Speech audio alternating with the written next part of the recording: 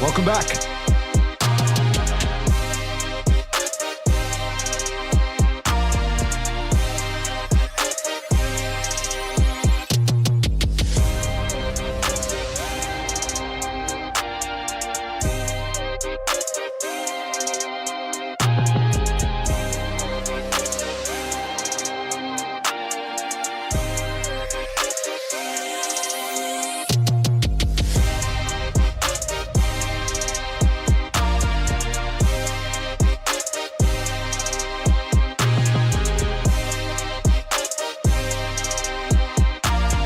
Good to see you.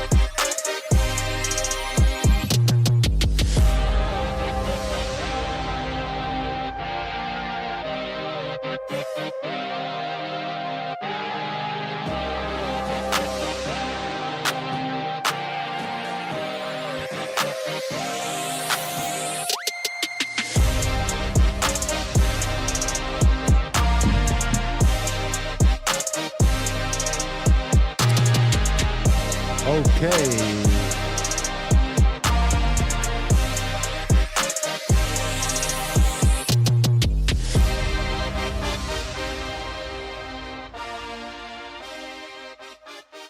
Ladies and gentlemen, welcome back to the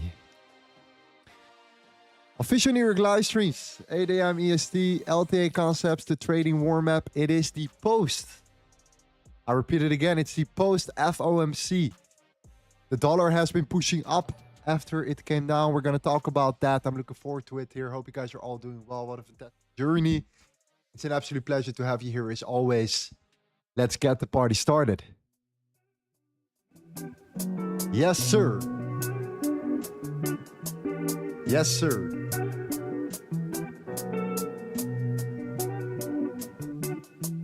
Good to see you, Rafal, Mr. Mike Kellogg. Good to see you, my friend. Johnny, hope you're doing well. Jorn, Sharon, Irma, my friend. Daniel, my G. Great message in the group, by the way. Great message in the Telegram. What a legend. Congratulations. Asant, amazing. Irma, Richard, Tom, Timbo, Adrian. The Grim Reaper. What's happening, fam? Hope you guys are all doing well here. Good to see you. Let's get straight to business. Okay, let's get straight to work. We have to talk about a lot of layers here. Let's go over it right away because we have a lot of things to talk about. And first things first, we have obviously our group, right? Our legends in the Discord. We're always ready to rock and roll here together as a community. We're here to inspire others. And these guys have been working extremely hard to be where they are right now. And that is in a better place. In a better place. Congratulations. Fantastic stuff. Christian, welcome. Liam, welcome. Vanessa, thank you for being here today with us as well on the stream. A big shout out to Vanessa. You guys haven't seen her yet too much, but she's here. She's here. Vanessa is here. All right. Let's talk about that as well in a second. Looking forward to that. Welcome back with the fam. Great to be here to go live on a Tuesday, Wednesday, Thursday, 8 a.m. EST here.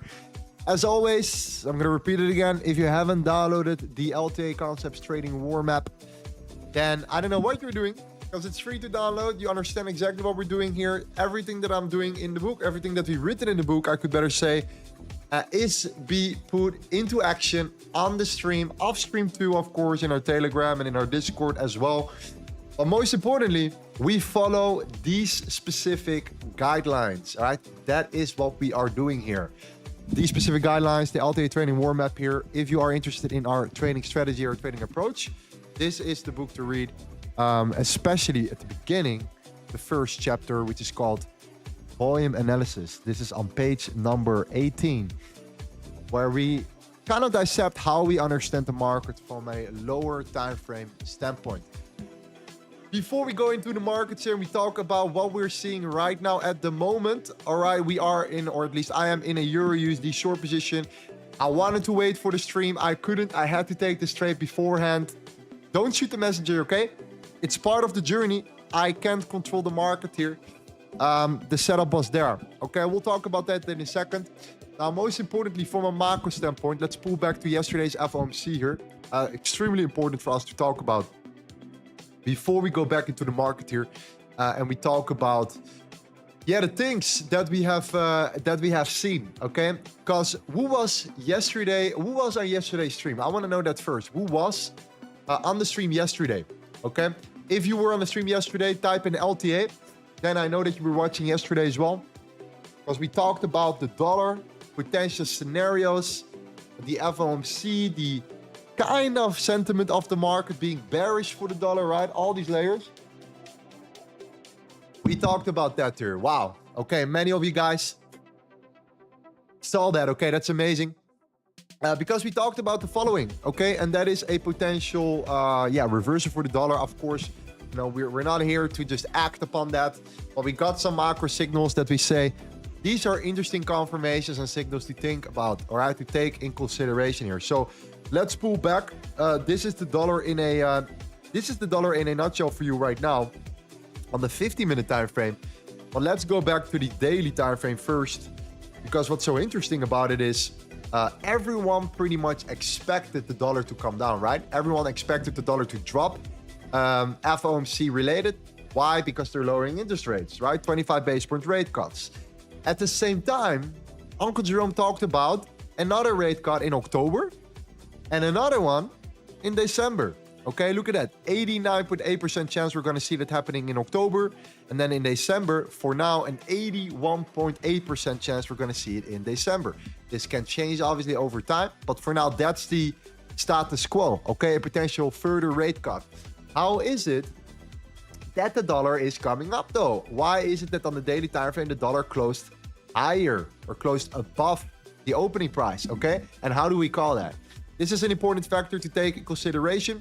We talked about the higher time frame already. We talked about our signals, and that is that retail is extremely bearish positioned right now at the moment.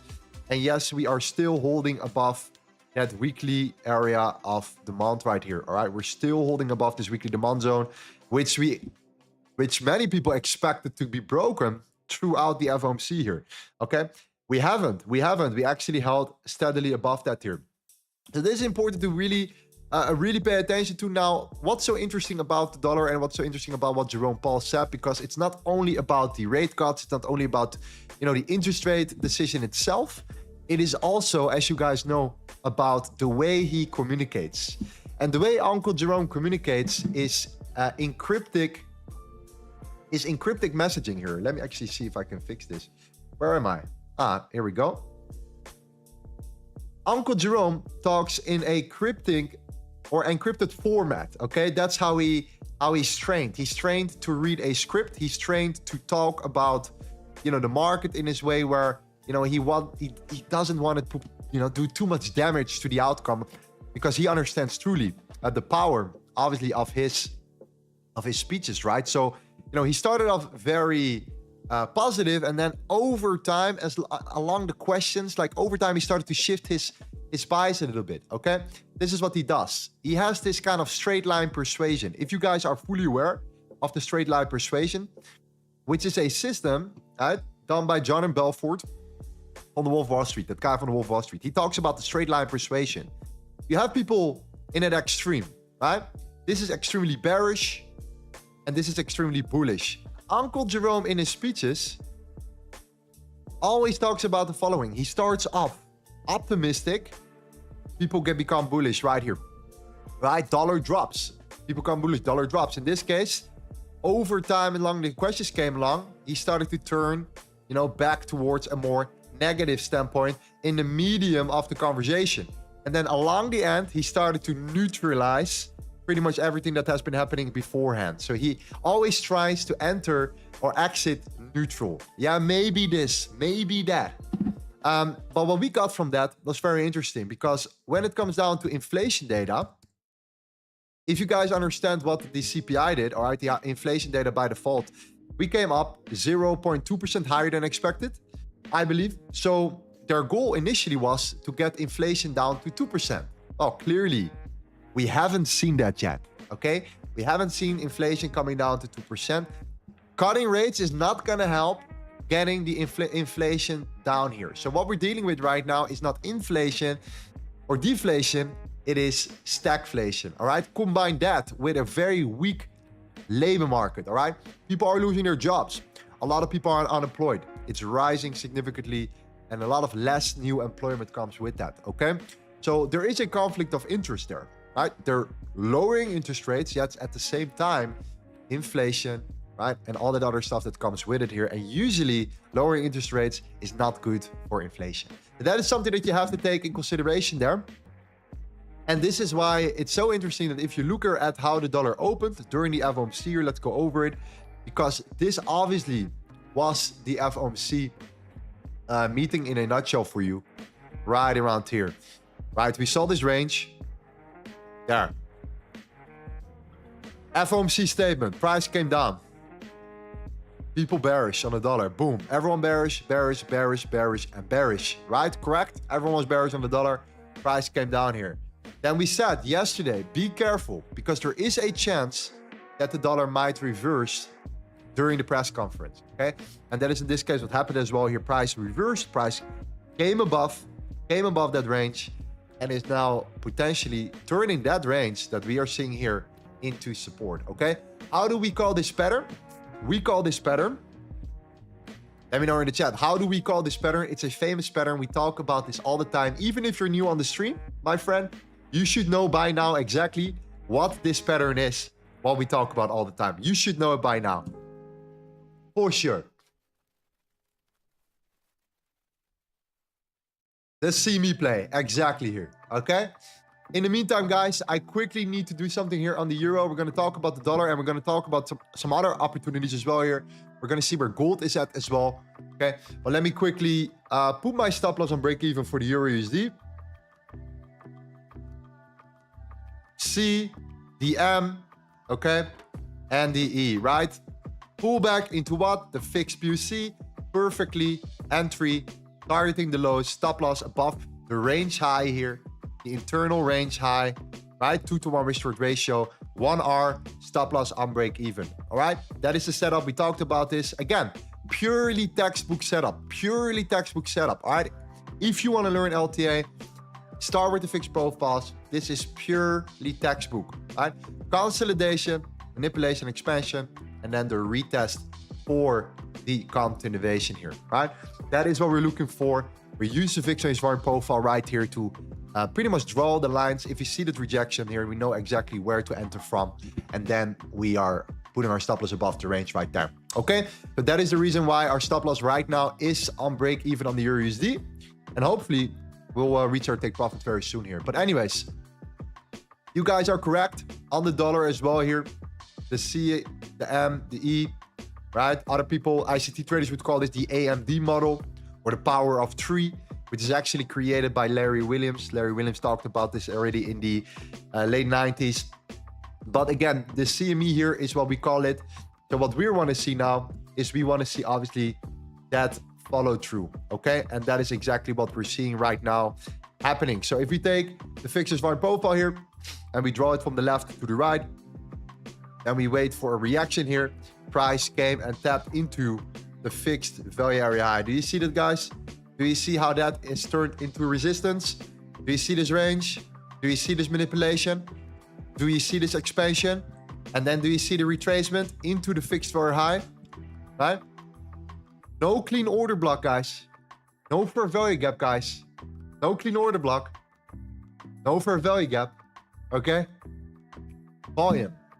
Volume, volume, volume. We utilize the volume range. We draw our levels. The VIX fixed very high, very low, and upon a control, we wait for the retracement. That is a buy signal. That is a buy signal on the dollar. That means a sell signal on the currencies against the dollar, okay? We see the same setup happening on the euro USD for that exact reason here. This is what you're seeing now. The euro did the same thing. This is an entry, a clear entry. This is the reason why we took that position right there.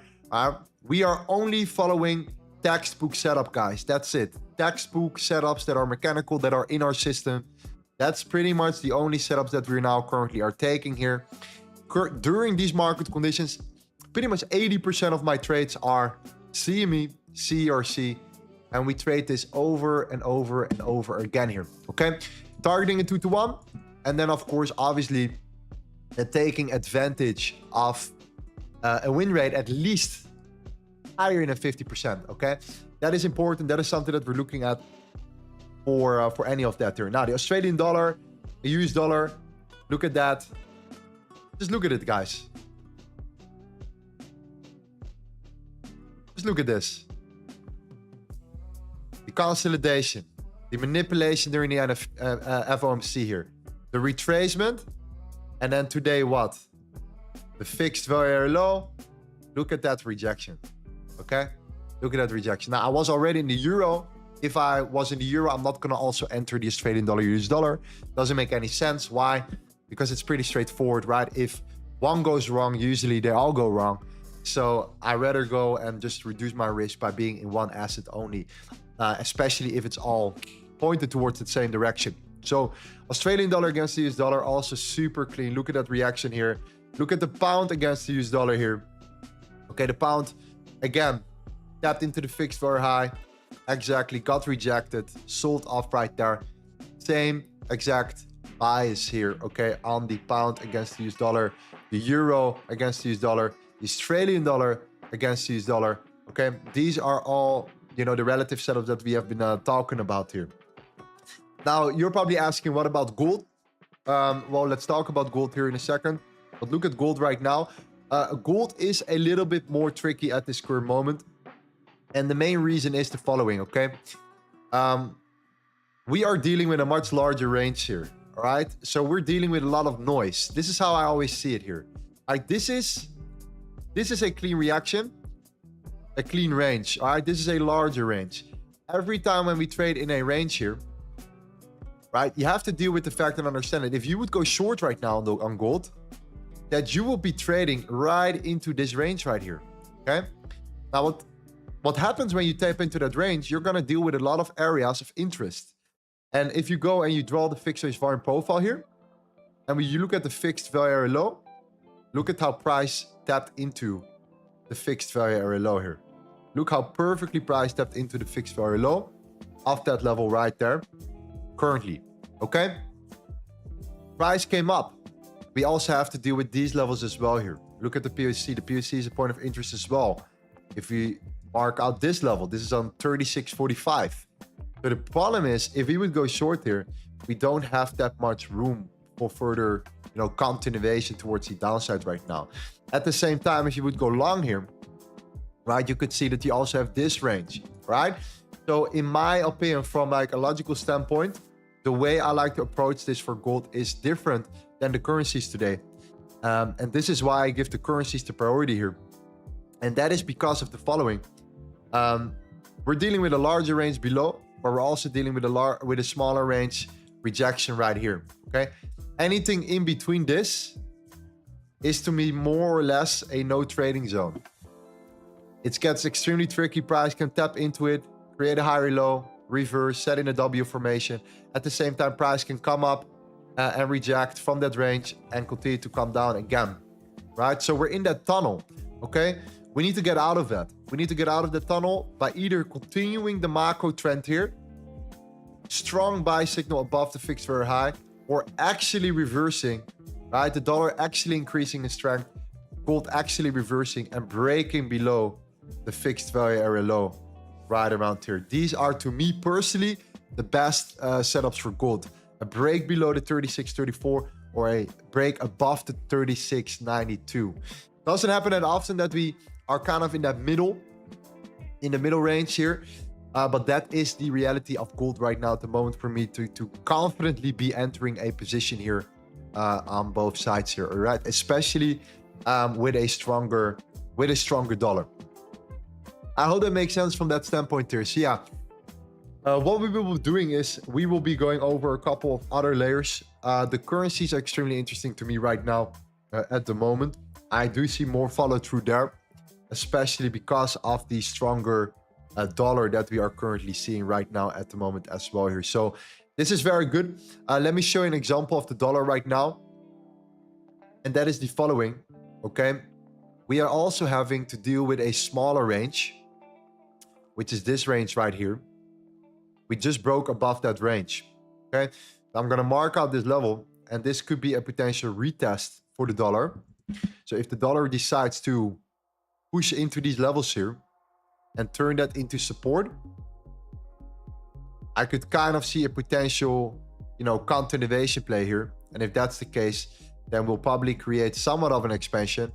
And that means we could actually start looking for new, you know, add-ons towards things like the pound against the US dollar right here, or the euro against the US dollar, for example, as well right there. But it all depends on how the dollar closes right now at the moment.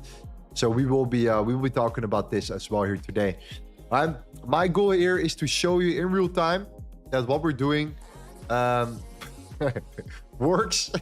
Okay, that what we're doing has been making sense. My goal is to show this live on stream. My goal is also just to educate you along the way and to just hopefully turn you into a more aware trader, okay? A less impulsive, more aware, more knowledgeable, more data-driven trader that follows a clear process, a clear step-by-step system, you know, really in order to change their life around, right? To really go after your goals, go after your dreams, really step up your game. You know, we all have different reasons why we're here, why we want to become better. Some guys just want to make money for the sake of it. Other guys have a much deeper meaning behind why they are here, why they are watching the live streams. And that could be their family, their children, their annoying boss that is just constantly shitting on them. Like, there are so many things happening right now at the moment. The economy, right? Everything that comes with that. You know, we're not heading in the right direction here. We need to step up our game. And it's up to you to decide, like, how serious are you about developing yourself? And how serious are you about, you know, saying no to all that randomness, saying yes to following a clear guideline, okay? But remember one thing, okay? Just remember one thing. Volume is king, baby. Volume is king. Okay. Lucas says, what comes to make you decide to use a 30-minute time frame versus the 50-minute time frame? To be honest with you, I also utilized the 30-minute as well. It all depends on the candle closures, the formations.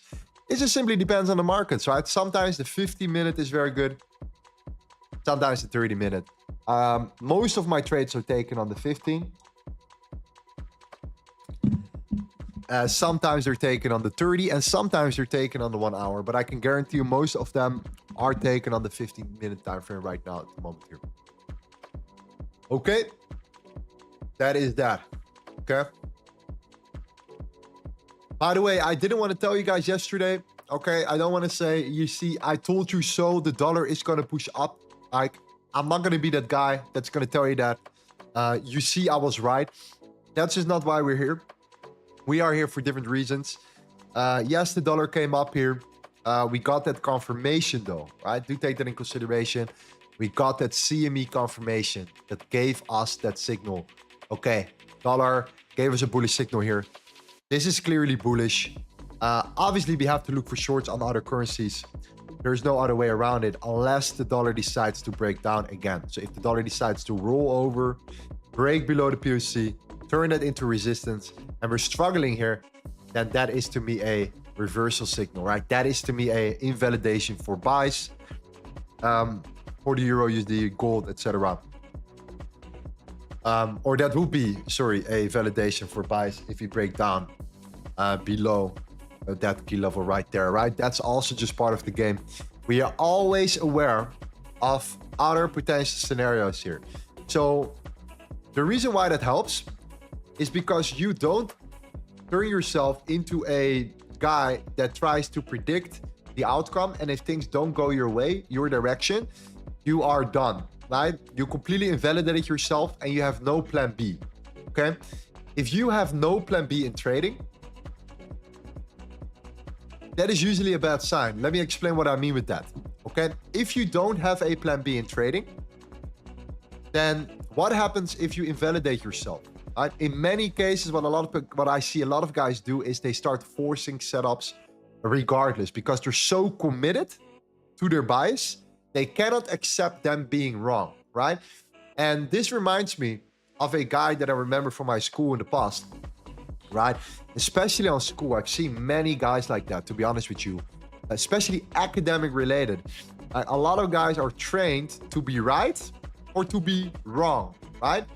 There is no wrong, right? Whenever we did our exam, I only had the chances to choose between A, B, C, and D, or yes or no. There was no maybe, there was no contextual, there was no nuance to it, okay?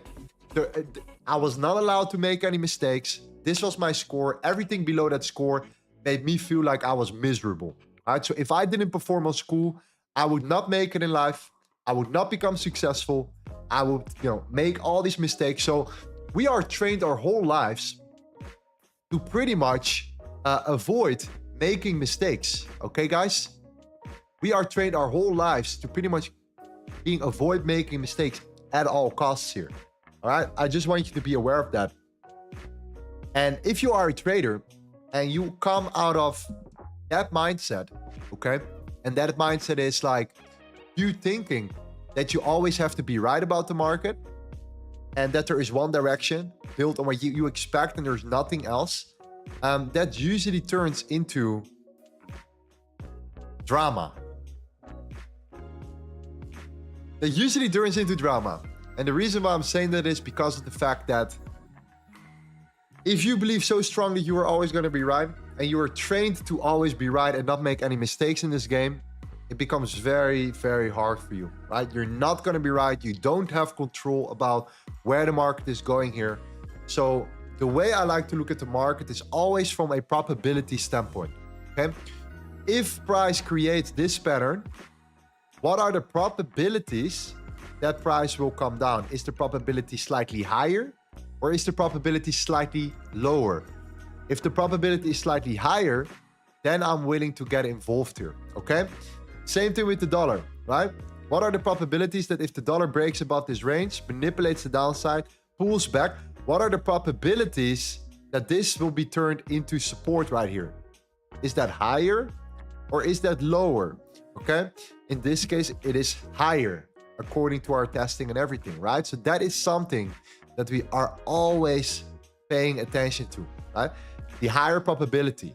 Now, at the same time, I'm always thinking, okay, that is the case for now, but what if I'm gonna be wrong? What is like the plan B if price doesn't go the way I want to go here? What needs to happen in the market for me to say, I am wrong, I thought this would happen here, probability didn't work out, and price reverses?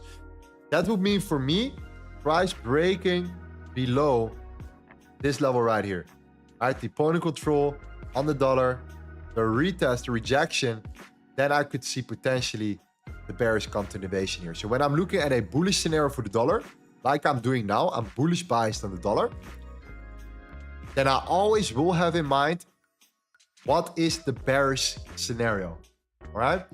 If that makes sense here, let me know in the chat here. Type in a yes if you understand exactly what I mean with that. Type in a yes if you understand what I mean with that. This is what we call scenario mapping, right? You're mapping out different scenarios on both ends. If this happens, I'll do this. If that happens, I might do that. That is the mindset instead of this is going to happen and that is going to happen. Watch what happens in 50 minutes. Then this, then that. Okay? So I hope that makes sense here. That is the approach. That's the LTA approach right there. Mapping out different scenarios. So even though we're now bullish biased in the dollar, that would be to me a bearish scenario anyways. Okay? That removes all the speculation. And that just allows me to take action to what I currently see is happening in the market. There we go. Okay. Jitender says sometimes you take entries direct. How do you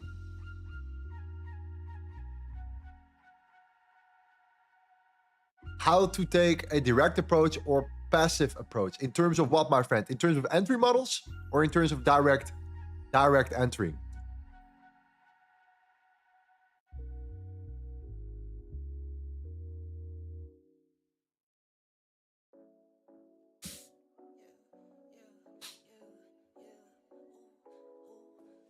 Let me know, bro. Let me know.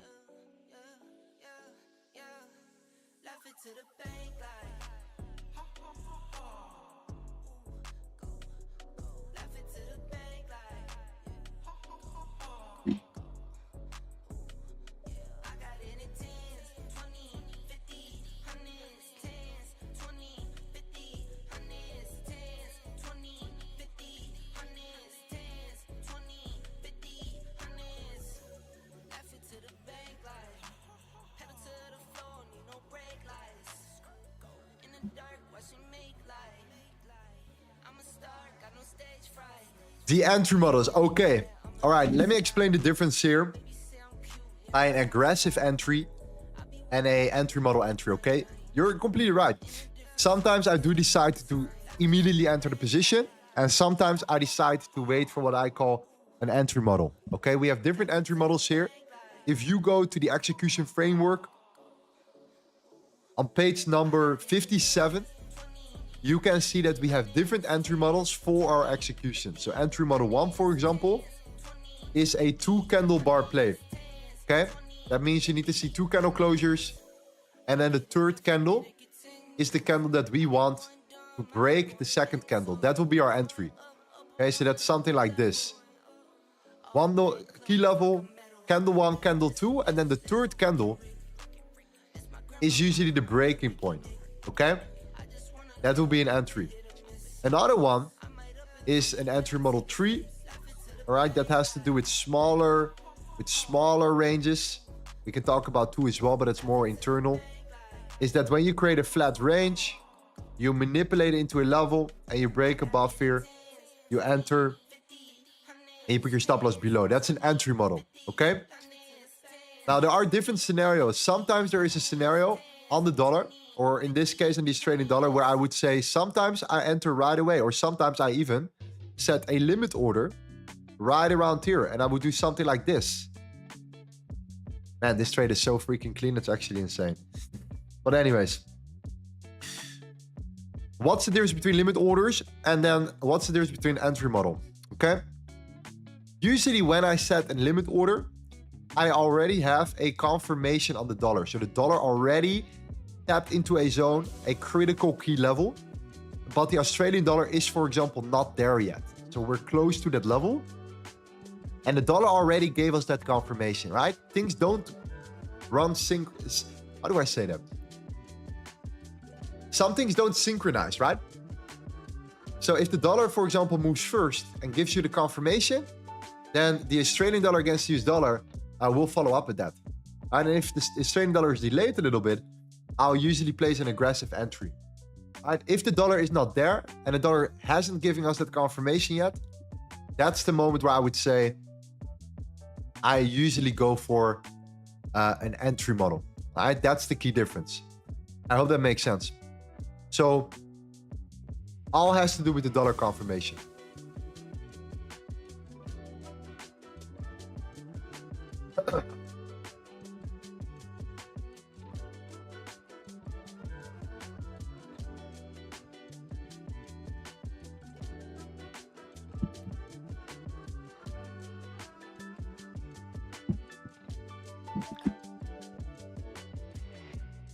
What do you think about the footprint chart?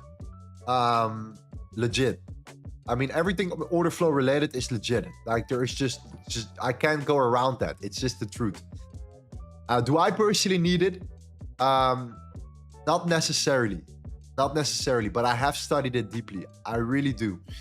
I really wanted to learn about it. I really wanted to know more about how order flow works. But for me, the understanding of correlations gives me that advantage already by default. So if one goes up, one goes down, one is there, that gives me the understanding.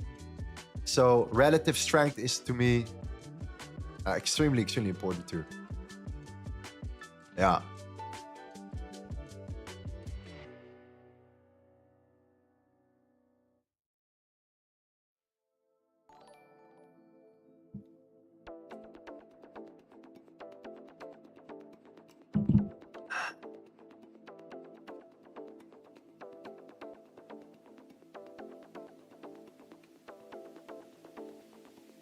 Would you recommend people to study? I mean, study what? Study trading? Or study on school?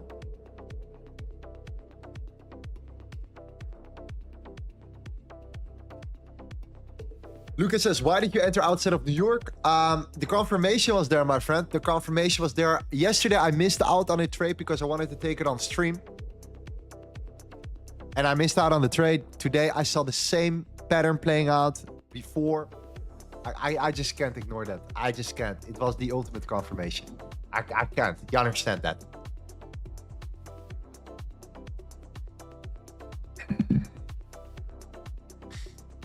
Thought process though, if you understand this system, okay, you understand exactly what we do. In this book right here that you can download for free in the description, then you should have seen this pattern by default. It's the most obvious setup you could ever imagine. Okay? the most obvious setup was this setup right here. 100%. 100%.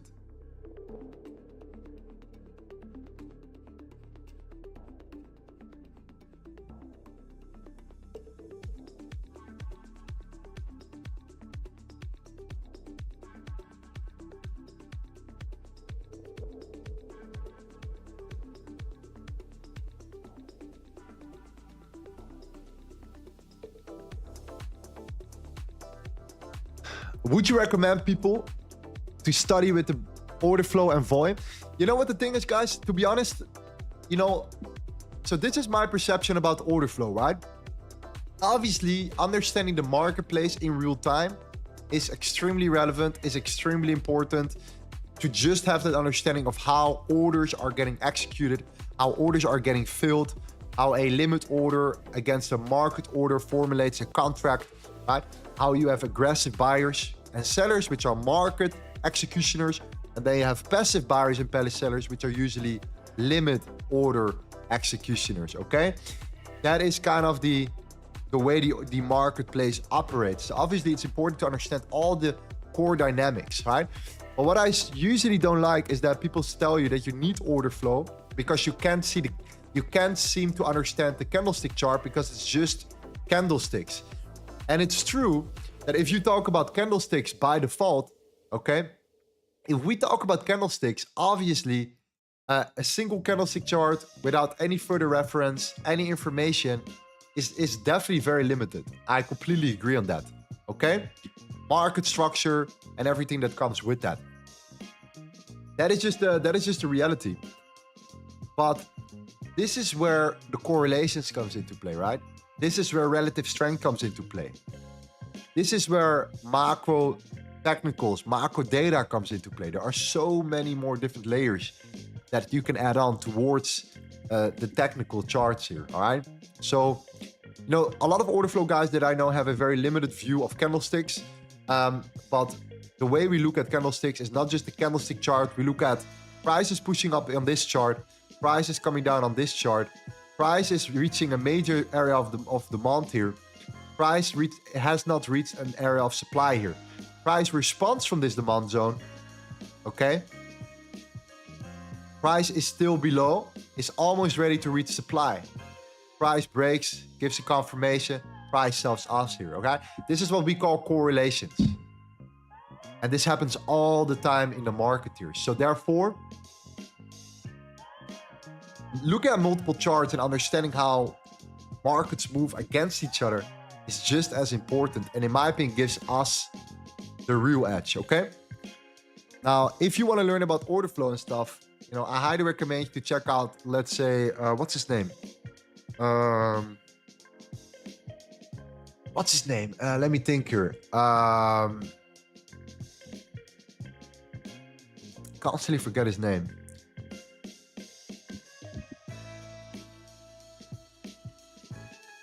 If you want to learn about order flow, check out Fabio. I think his name is Fabio.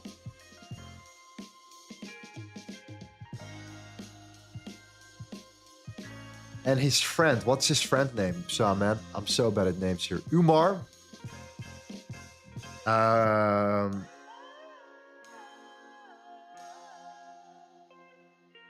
Andrea. Yeah, Andrea Simi, I believe. Yes, check out that guy. If you want to learn about order flow, then it's worth learning, man. It's worth to get deeper into the understanding of it, because everything that we're doing here, in essence, explains roughly what we're seeing here. Usually what I can see from this chart is that if you would use the footprint chart of this specific trading pattern, usually what I would see, and we use real order flow terms, okay? A lot of aggressive selling takes usually place right around here. That could be one layer. But it could also be that sellers are selling aggressively in this level, but there is a passive buyer, okay? There is a passive buyer absorbing these orders, okay? If that's happening, and then there is a lot of aggressive selling into that passive buyer, then it could mean that once the market sells stop, so once the aggressive selling stops, that price comes up, okay? Well, what happens? Right here, above that high, a lot of orders are placed, a lot of buy stops are placed, all right? That means that a lot of selling stops when these buy stops are activated. So it kind of takes these individuals out of the market, okay? Then what happens? Price comes down and actually goes into the real direction, okay? Then we turn that same area where that initial manipulation took place into resistance. And because we broke below and the buyers have done their job here, now there is enough accumulation that sets in the distribution for further continuation, okay? That is what we call the CME play, but you can explain that in order flow terms, for example. There are many ways where you can explain that actually from how it works from a standpoint. So these guys do that very well. They explain all these potential scenarios here, but I just don't believe, guys, in the fact that order flow is the only way to trade properly. Looking down at the candlestick traders, for example, right? I don't see that. I haven't seen it. The results prove it. But at the same time, I do respect, obviously, a lot of what they're doing here. And I think that anyone who learns about the market should learn about how the market moves and why does the market move in the first place.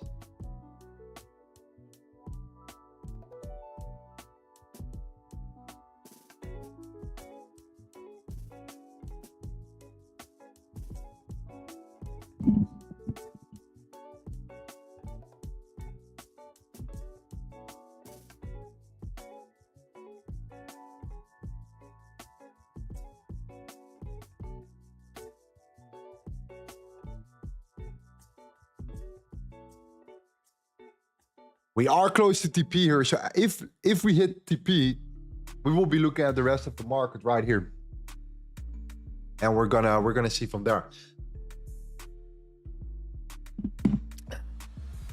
A lot of great questions in the chat, guys. Keep that up, please. Okay. In the meantime, I'm gonna quickly head into the trading floor, and I want to look at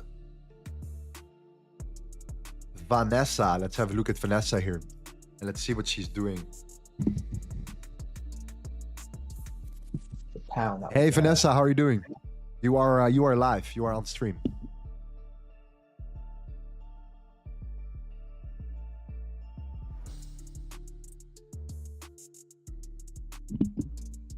Vanessa?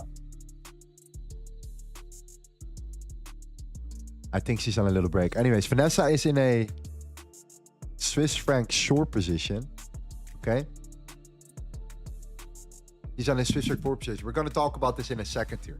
Definitely. We'll be going over it.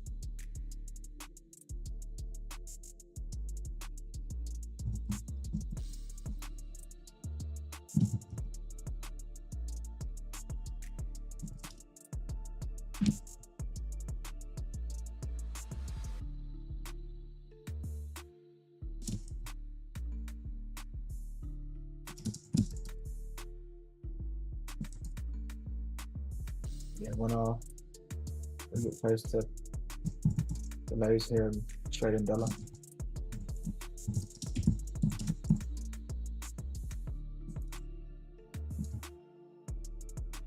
Vanessa.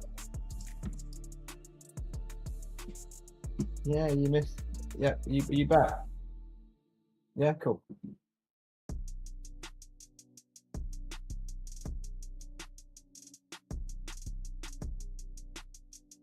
I'll keep my big voice out of it. Johnny says, how is your boy? Thank you, man. I appreciate that. Very, very good. Cheers, cheers, cheers, cheers, cheers. Thank you.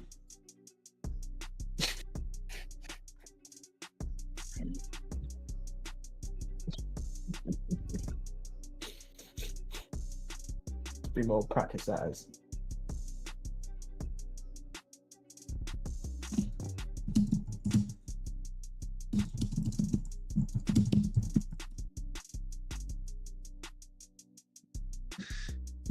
All right, Vanessa's here, I guess. Hope you're doing well. Vanessa, how's it going?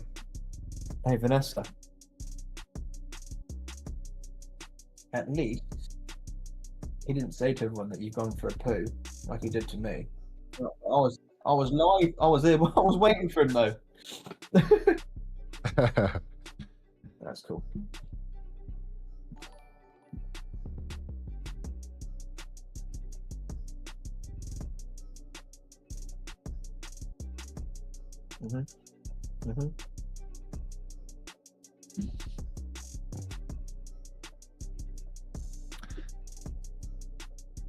I think it was my bad here. Vanessa, how are you doing?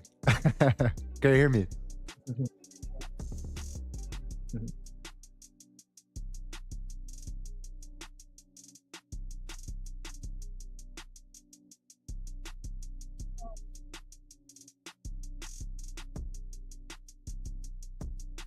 Lorenzo, do you think out of flow you're trading with smart money?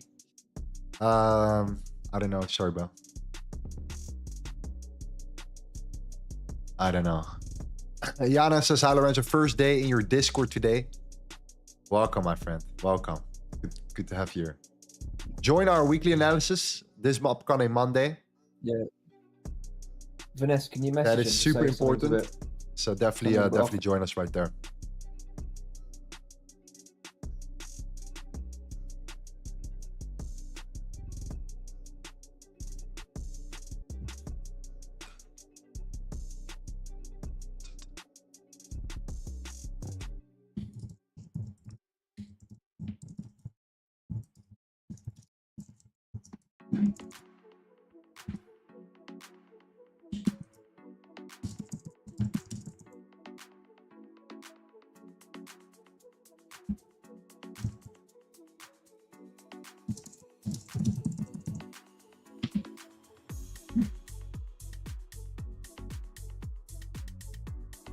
Let's go.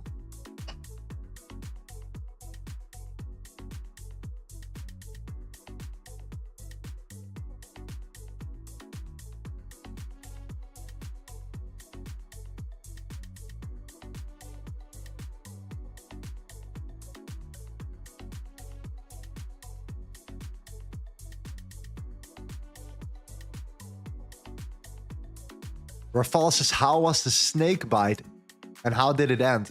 Guys, I haven't even told you guys that, but my girlfriend, this is no joke, man. Don't make fun of me, okay? But my girlfriend, 1 month ago in Bali, got bitten by the most poisonous snake in Bali.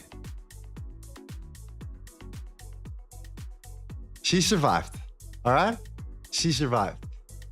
She stepped on the most poisonous snake on the terrace, okay? And I'm not making this shit up. On the terrace, she stepped on the most poisonous snake after she came out of the house here. Craziness. Craziness, craziness, craziness here. The chances of that happening is little to none.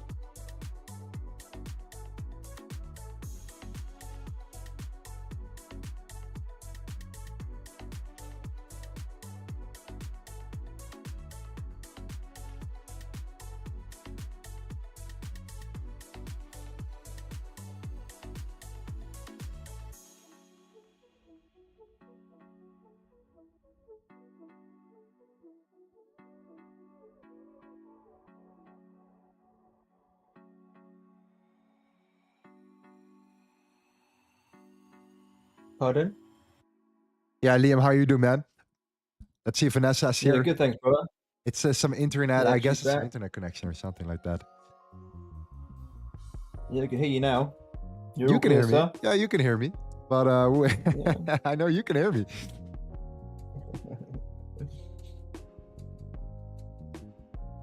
Yeah, I can hear you, Vanessa, yeah.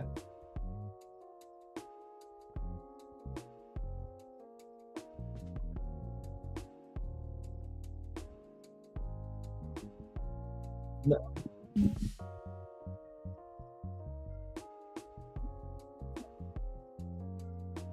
I think he's playing with us, you know. Should we get him back, guys? Mm-hmm. Mhm.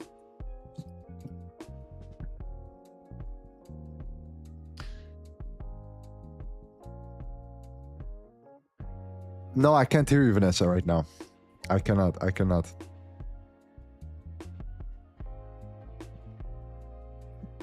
I'm gonna disconnect. I'm gonna join again.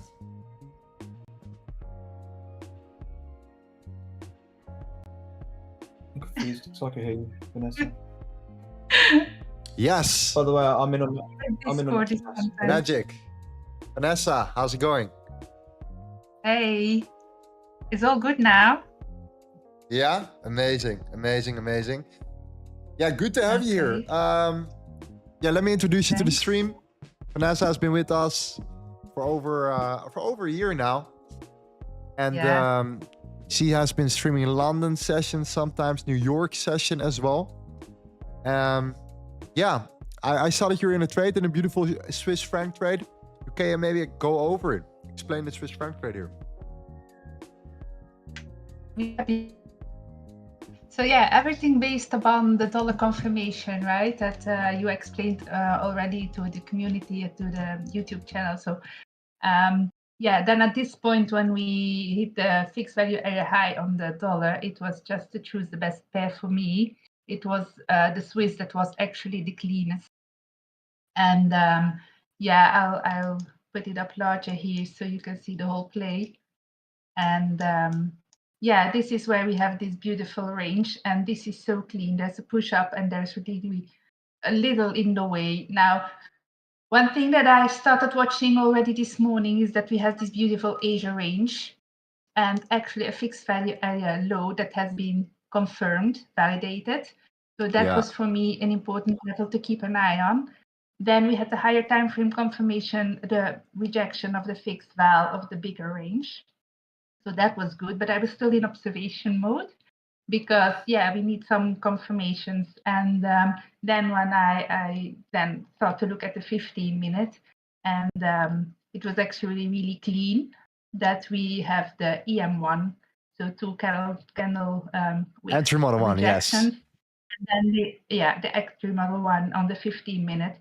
That's exactly the point where I entered. And as my target, I then chose to beat the Asia and the London lows, which made sense. So that gives for the perfect 2-to-1 R that we're always looking for.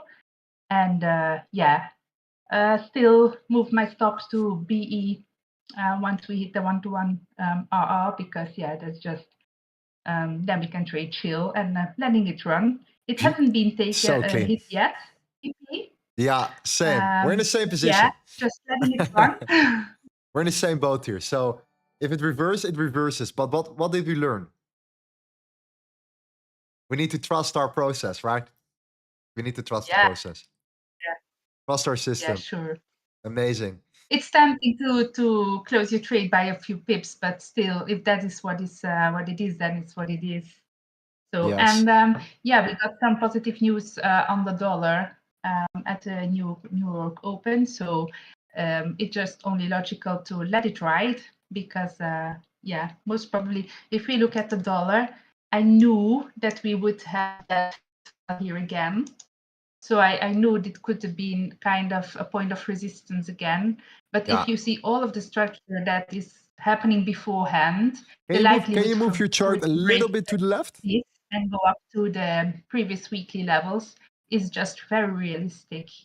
So it might happen with a little pullback and then go. So just let it ride, trust the process, as you said. Amazing. Yeah, well, thank you for explanation, Vanessa. And of course, this is the dollar Swiss reversed. So this is from a Forex standpoint, the dollar Swiss reverse. You're trading futures right now. Yeah, how's it going for the rest with your account and everything? Yeah, yeah, I had these great months of June and July, and then I took a break in August, and I didn't do too well in August, unfortunately. Yeah. So it kind of was a psychological battle. Got a few setbacks, but thanks to great risk management, I still hold a healthy account. I'm now climbing back up in September, doing well, and almost back to break even. Ah, So you still have I'm the not funded worried. account, It right? will still come. Amazing. Amazing. Okay. Yeah, that's incredible.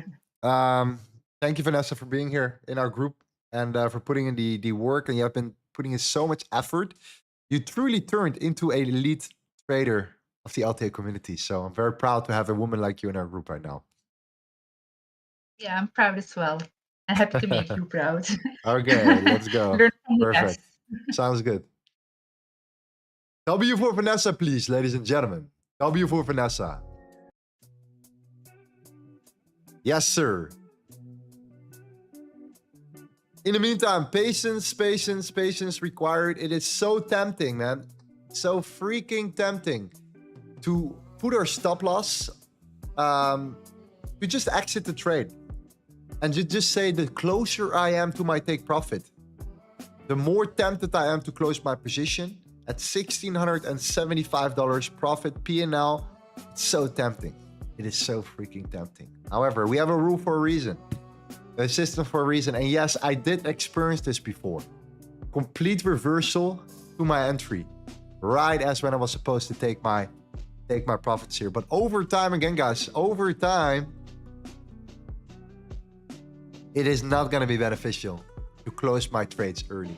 Okay? Again, follow the rules, follow the system, and let time tell. Let time do its job here. Yeah, a big shout out to Vanessa. Absolutely. W for her.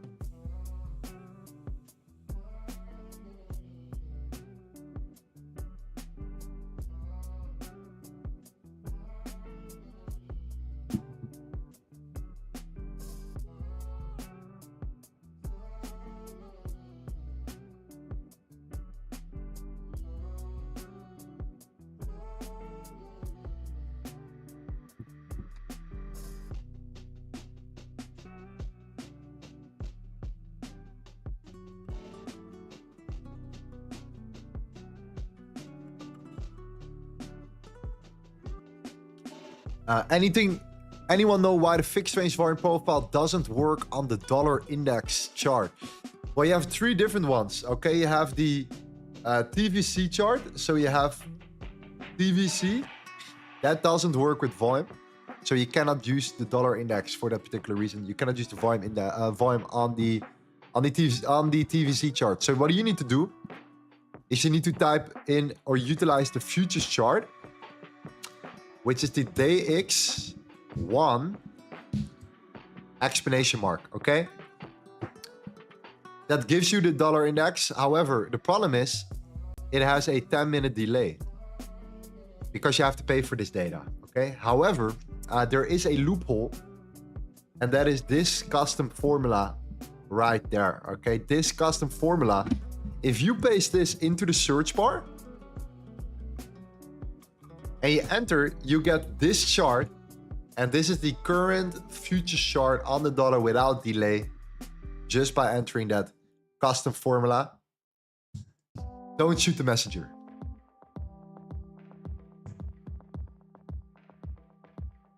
If you can copy it, you can copy it. Good luck. I shared it in the group or in the chat. Test it out, you will see this is the official dollar chart. Works like a charm. Works like a charm. Absolutely works like a charm.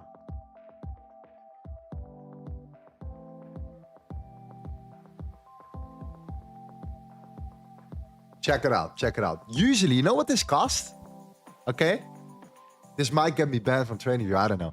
But it usually costs $200 a month to get the live futures chart of the dollar. Think about that. $200 a month. I mean, you know, Principles, man. Principles.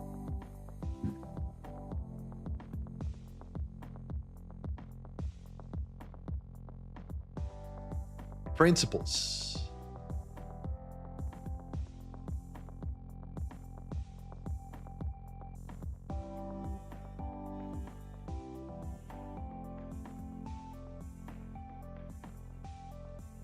Yeah, by the way, this doesn't come from me. This comes from Desmond, by the way. Shout out to you, bro. You're correct. You're completely correct. You are completely correct. This comes from the man himself. The man himself. You're right.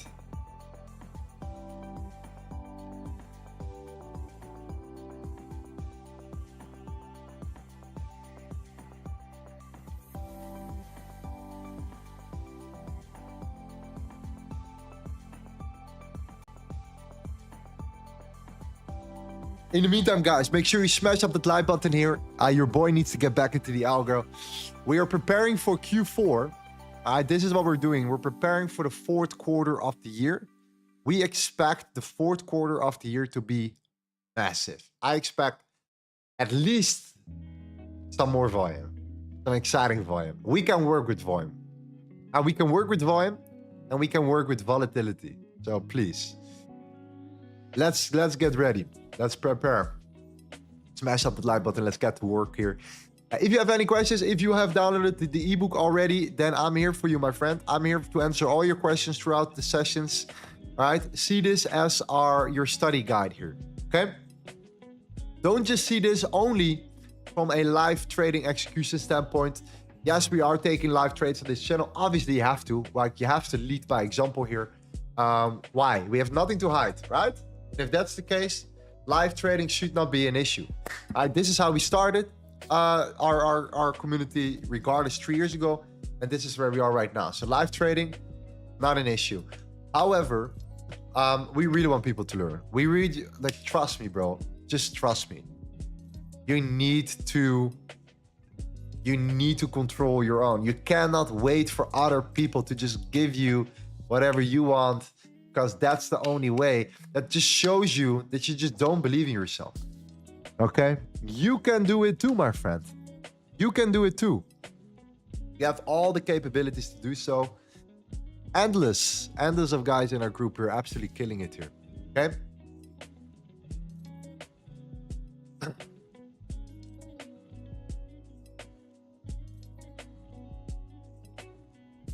At least Vanessa hit her TP. Yes, sir. She hit her TP, ladies and gentlemen. There we go.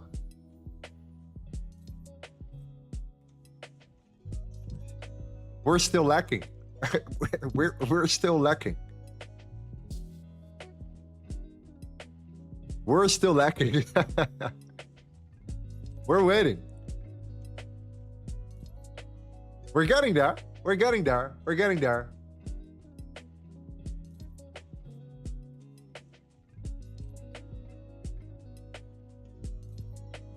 We're getting there.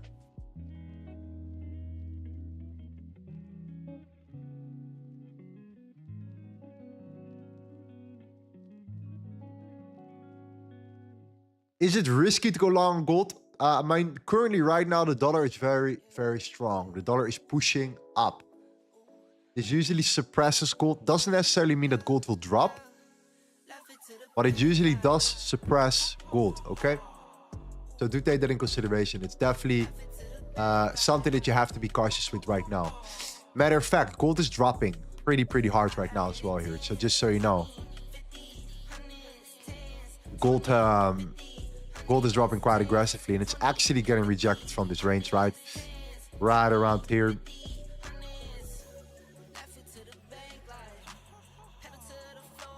Actually not. We actually never tapped into that zone here. No, we just dropped. We couldn't break above this high, and we sold after on gold. So right now you're in between these two layers. This is why I mean it's so tricky, because you're in between this range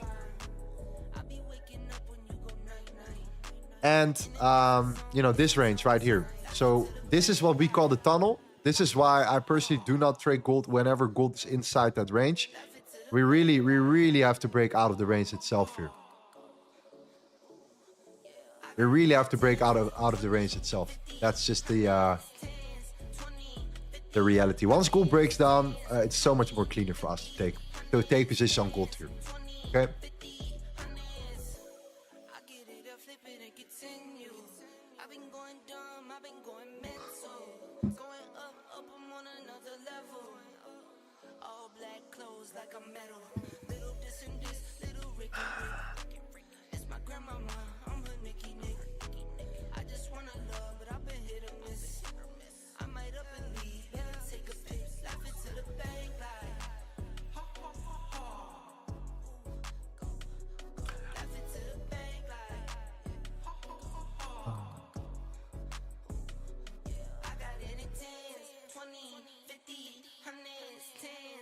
Why can I get the dollar chart working?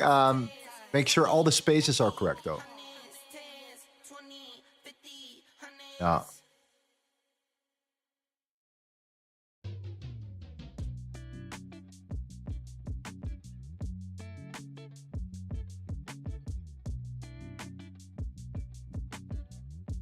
Come on, boy.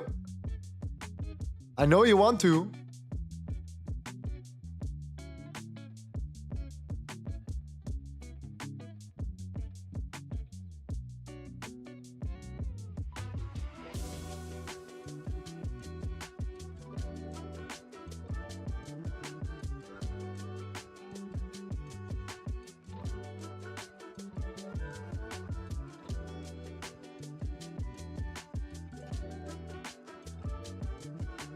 Teasing, baby. Teasing, teasing, teasing. Scratching the surface.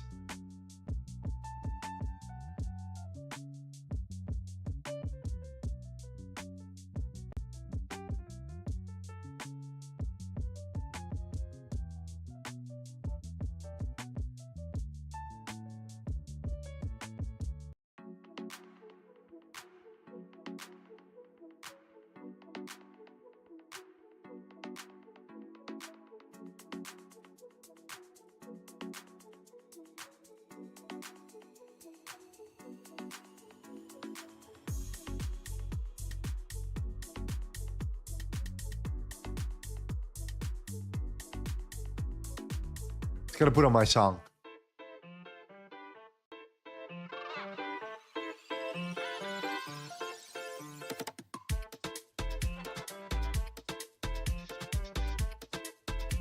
Come on, baby.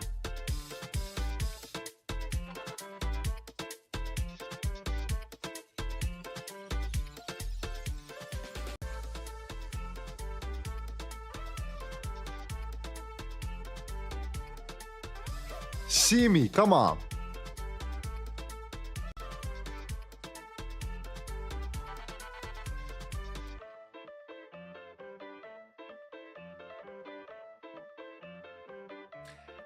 Vanessa here to P, come on. Give your boy some love now. Come on.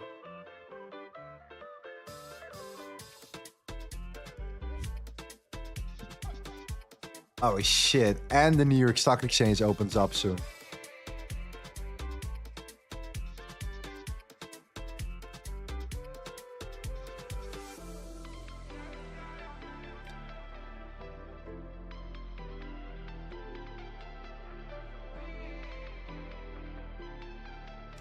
How many trades you took this week? Not as many, man.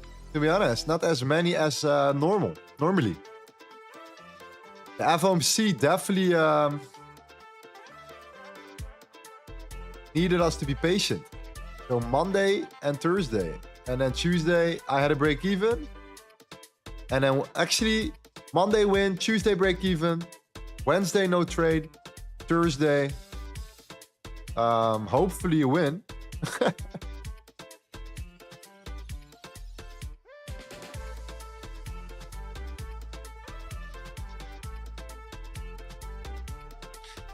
The thing is, we have to go for that low. We have to take out that low. Stop loss perfectly placed. 2-to-1 restored. 2-to-1 restored ratio perfectly placed. We have to break that low. Or at least step into that low. My stop loss is not even below It's at the low.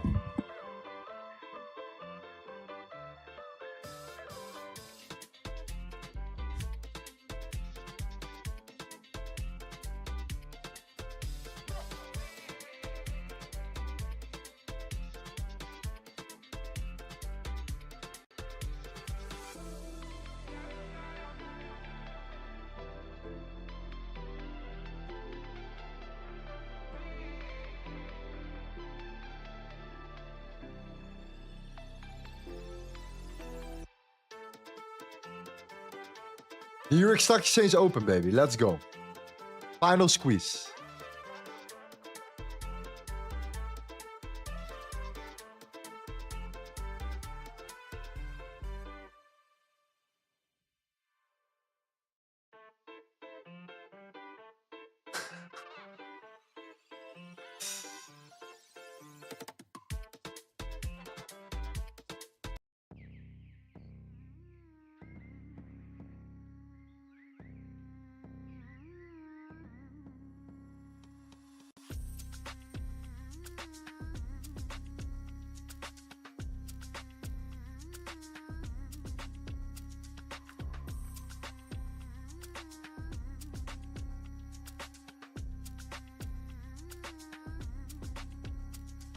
This is like, honestly, this is unbelievable, right?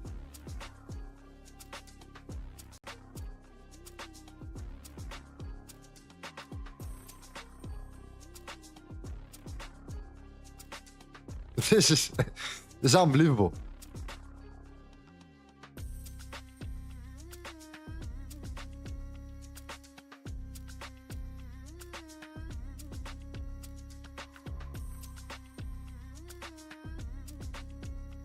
Data. Data.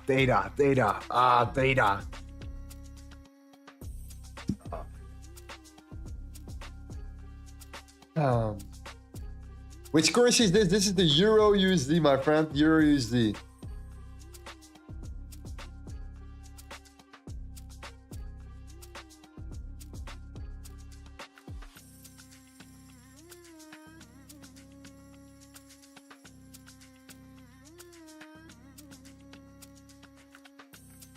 Yeah, dollar is right at the PSC, right? Dollar is right at the PSC here.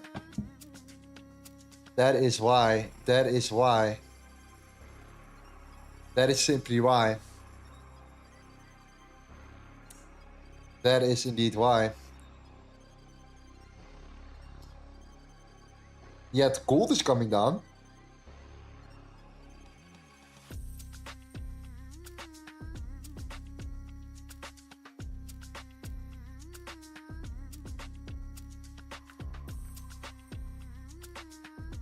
Yes, sir. Thank you. Thank you very much.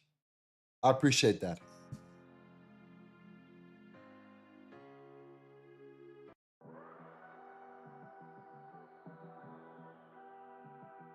Thank you very much. CME, baby. CME in the chat.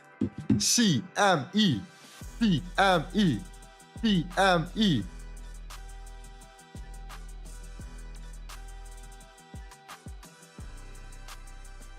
That is a nice clean 8 Gs, babies.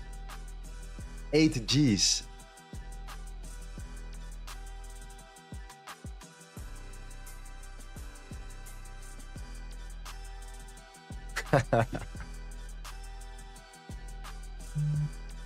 Textbook setup, guys. Textbook setup, page number 57 of your ebook. Okay, page number 57 of your ebook. We talk about this pretty much all the time. Textbook.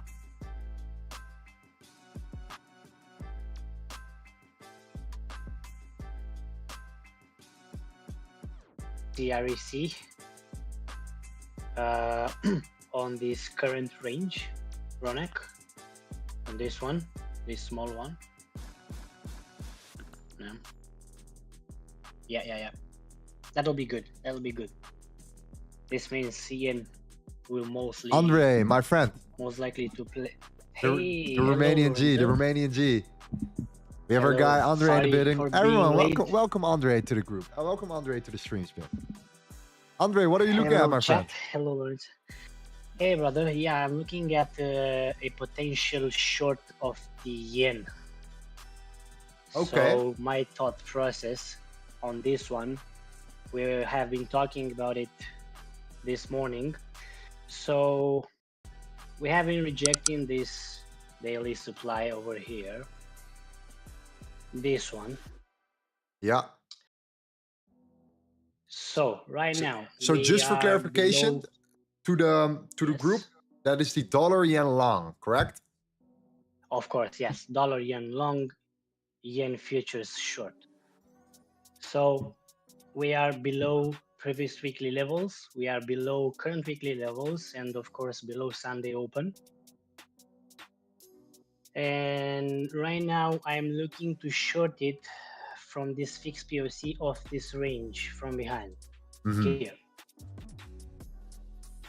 And I hope that dollar will turn this small range that we have here, this one, into a support. Right. I Exactly. will wait for this 4-hour closure. Exactly. I like it. I like that. Dollar needs to break above that level that we just marked out, right? That POC level. Yes, That's what you're looking exactly. at. Okay. Yes. I like that idea, man. I like that idea. I'm going to talk about this with the group, with the chat. Let's do that. Thank you. All right. Yeah, Cheers, my yes. friend. Cheers. Cheers. Beautiful. Beautiful explanation by Andre. We're going to go over that setup here. I do believe we have potential there. Okay. We're going to talk about that particular setup. I think it makes sense. All right. He's looking at the dollar yen. We're going to go over it right now. We're going to look at the dollar yen as well. I'm going to see what's going on there from that standpoint. Let's go over it. What's the number one rule, guys? By the way, number one rule here. Okay. Of this trade right here, the Euro USD, we made $2,000 on this one account right there. Okay. What does that mean for us? That means jackpot. Okay.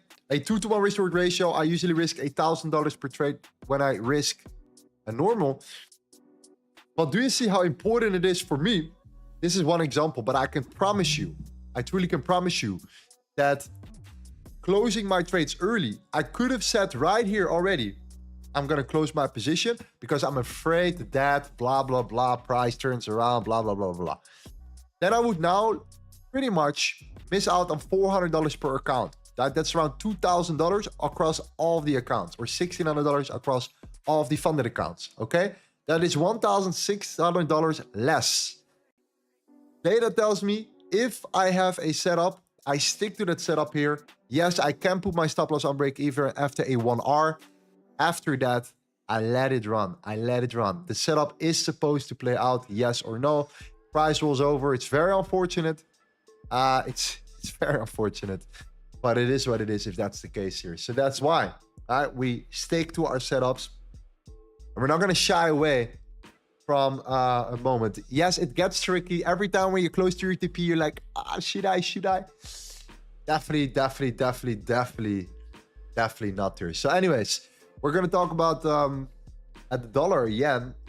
Andre was looking at the dollar against the yen here. Actually, look at the yen futures, but that is dollar yen long. Okay. Let's see what he was looking at right here. I think he was looking at something. If I'm not mistaken, it's a little bit different. Something like this range right here. Is that correct?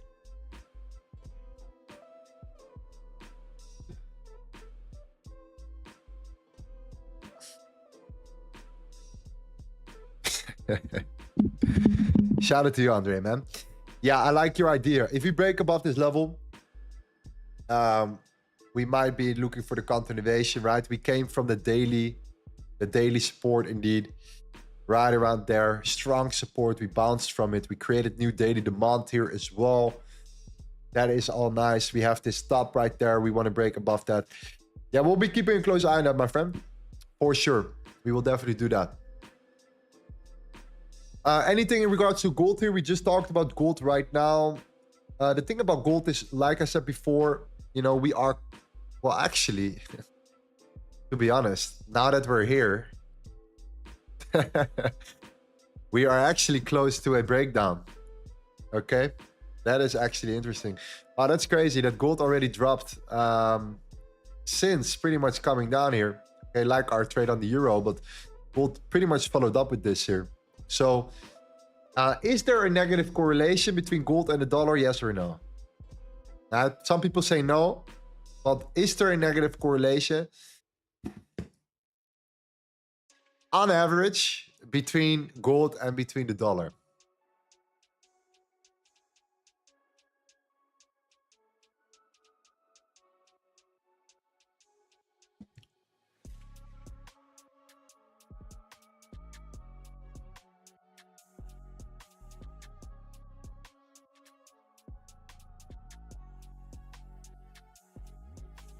Franklin says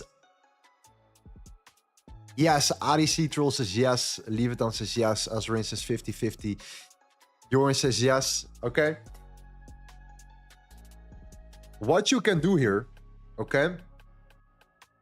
What you can do here, you can utilize what we call the correlation coefficient, okay? So what you do is you go to indicators and you type in CC. Click on this one. You are now at the gold chart. You click on CC. You click on that correlation coefficient. You then go to the symbol and you type in the dollar index. So you type in DXY. You apply.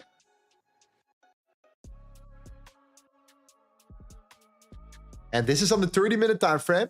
Okay. And then my question again, are we negatively correlated? Yes, we are most of the time negatively correlated. And if so, more negative than positive, okay? This is on the 30-minute time frame. This is since last week. You can see anything below 0 is a negative correlation. Yes, sometimes it is at 0, but most of the time it is in between -1 and 0, okay? So anything like that you can confirm if you are currently negatively correlated. And pretty much since Wednesday, we are negatively correlated, okay?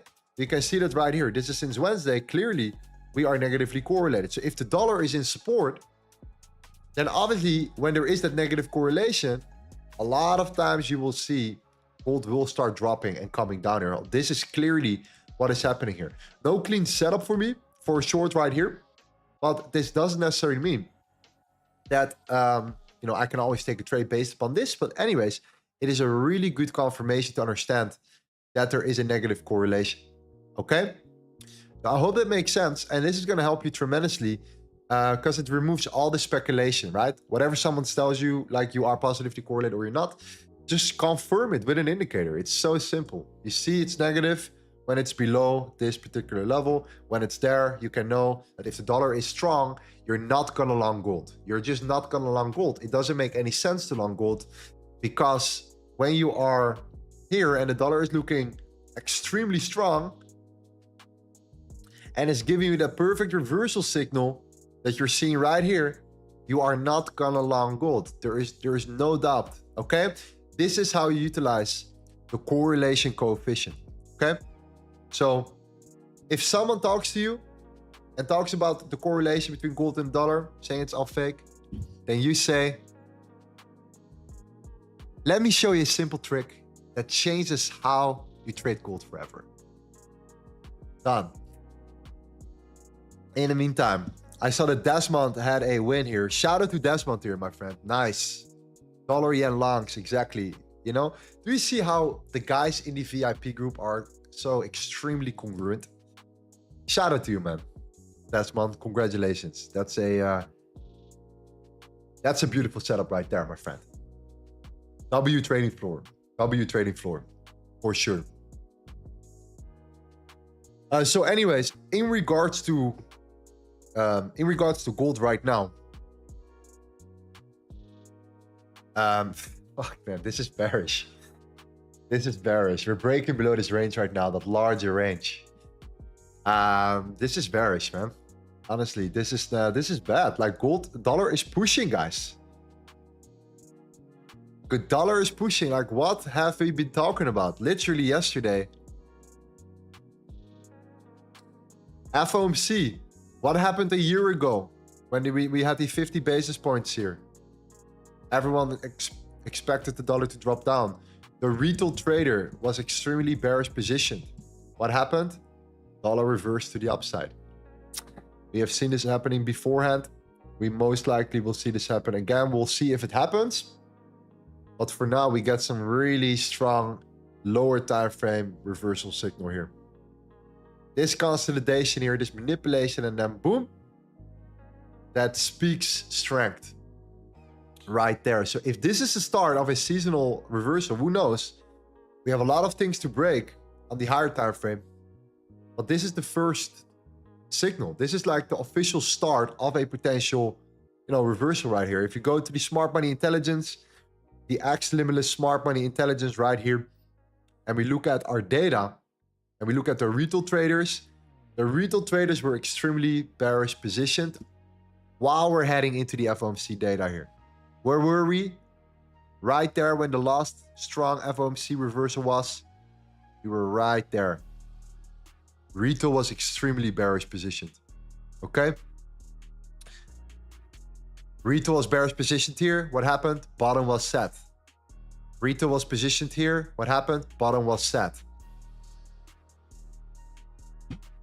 That's it. Positioning. So bullish dollar for now. Let's see if we can continue here and follow through. Obviously, what needs to happen now on the dollar is the following. The dollar needs to break above. Let me actually show it here. This particular range. Man, it's actually insane how strong the dollar is right now at the moment. Wow. It's actually crazy if you think about it.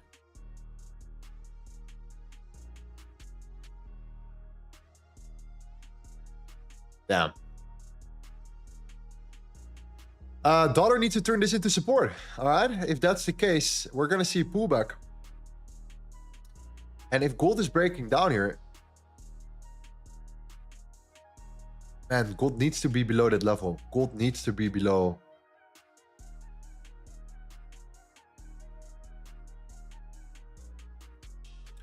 When the dollar is there, gold needs to be below here. That would be such an epic confirmation.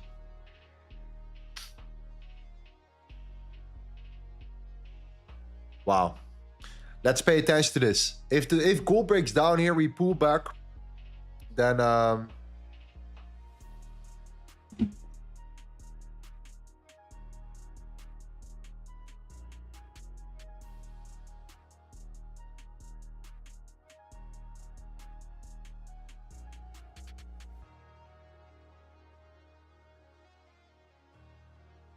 let's see. Let's see if gold can break down here. That will be freaking awesome. That will be freaking awesome.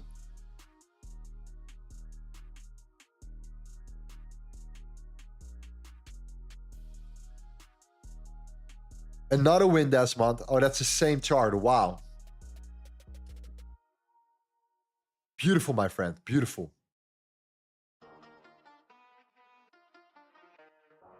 Wow.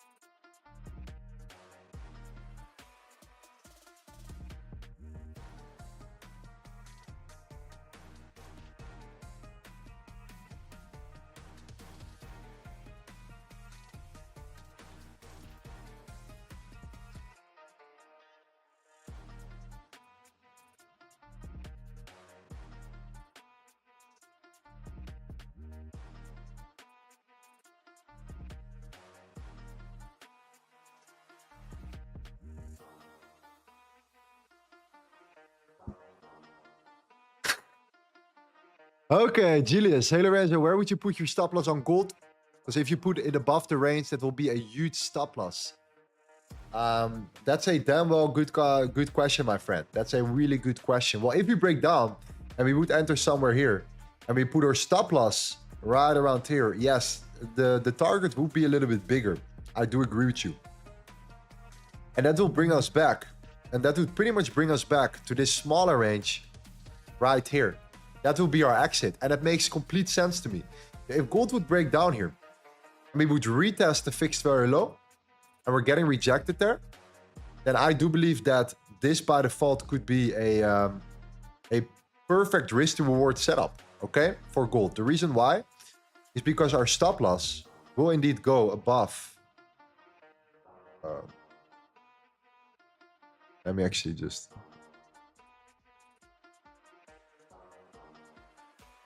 Our stop loss will break below that zone. Sorry. Our confirmation will be below that zone, and our stop loss will go above this range. Above this range right here. That's the number one rule. Stop loss above this range. If you wait for an entry model, you might keep it tighter, but with gold, I highly recommend you to have the room here. The reason why so many traders fail with gold, and with gold trades in general, is just purely because their stop loss is so ridiculously small, because they only think from a pip perspective. They think my stop loss can only be X amount of pips. They don't understand risk to reward. They don't put their stop loss where their stop loss needs to be. It's randomly 10 pips, 20 pips. That's not gonna do it. You know, your stop loss needs to be where your stop loss needs to be. Okay? That could be the ideal case scenario. So price needs to come down, price needs to retest, and then sell confirmation, let's say, for a sell. Then price could come down, and then our stop loss could be above that high, and then the target could be beautifully in that range right here, which is then this this area right there. But we need to break down first. Obviously, we need to break down and close below as well.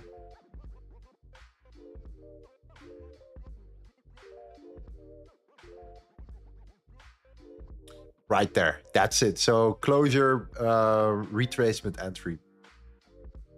Boom, boom, boom.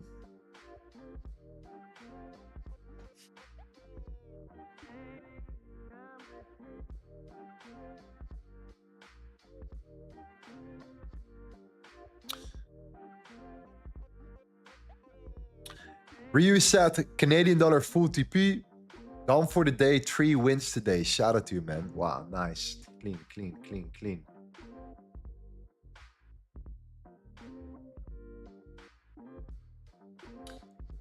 Beautiful, my friend.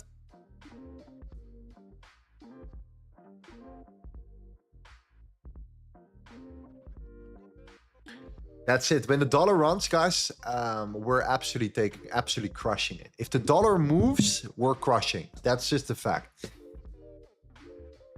That's just a fact. Let me know, guys. Especially the VIP here. Let me know. You guys know exactly what I mean.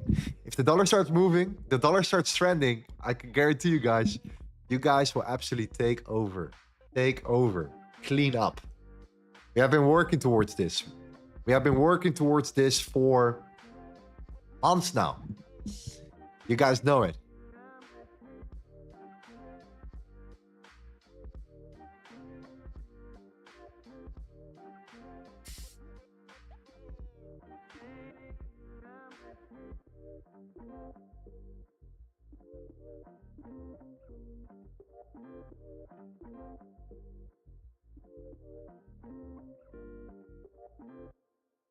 Lorenzo, read my message in the Telegram.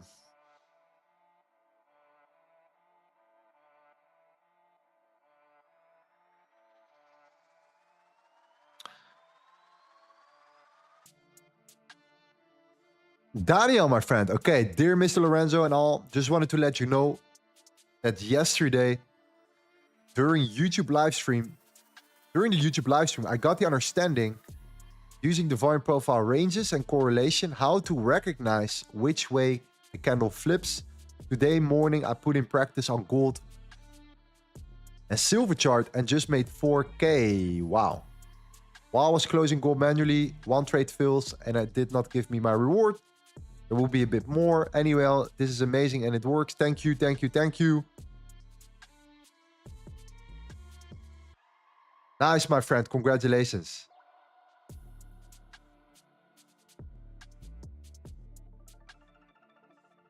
That's how it can go.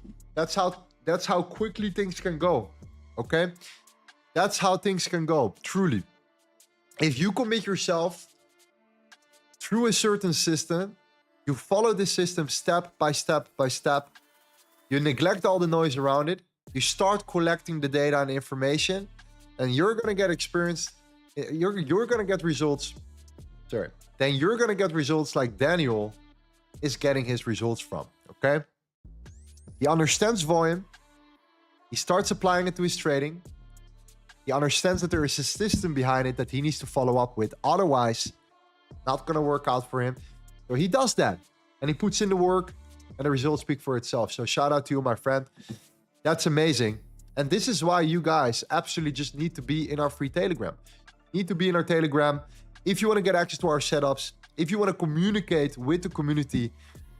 That's the only way outside of the live streams where you'll be able to just constantly get to see how people take trades, why they're taking their setups, the reasoning behind the setups and everything, following that exact step-by-step process here.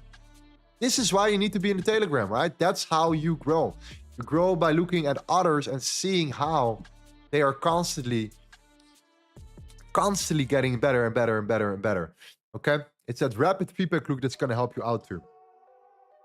By the way, I'm with you 1.5 months now. To my last money, $500 to register with Vantage to get to this group. So with benefit of 750 USD from Vantage, I started with 1250 USD. With today's trade, I'm over 10K and I already made small withdrawals again to reward myself right here. To encourage you again, thank you to Lorenzo for teaching me how I catch fishes. I never seen so many men in my life. Thank you. A shout out to you, my friend. I appreciate that. What do we always say?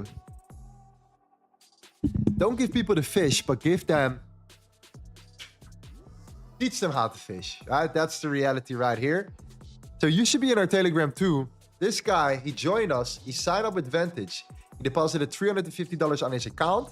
He entered the group. We obviously benefit from that. He made money. We made money. Win-win situation. He follows the system. Everyone is happy. All right, so you can join us right now. You can download the book. You can get into our Telegram. You can click on the link in the description right here below. And you enter. And if you say, I don't want to go through all the process, I don't want to sign up with a broker, I have my own broker, you can pay us a one-time fee, okay? If you already have a Vantage account, you can simply click on this link right here. You follow these simple steps. We'll transfer you over. It's super easy. And you can get in our group as well here. It's that simple, okay?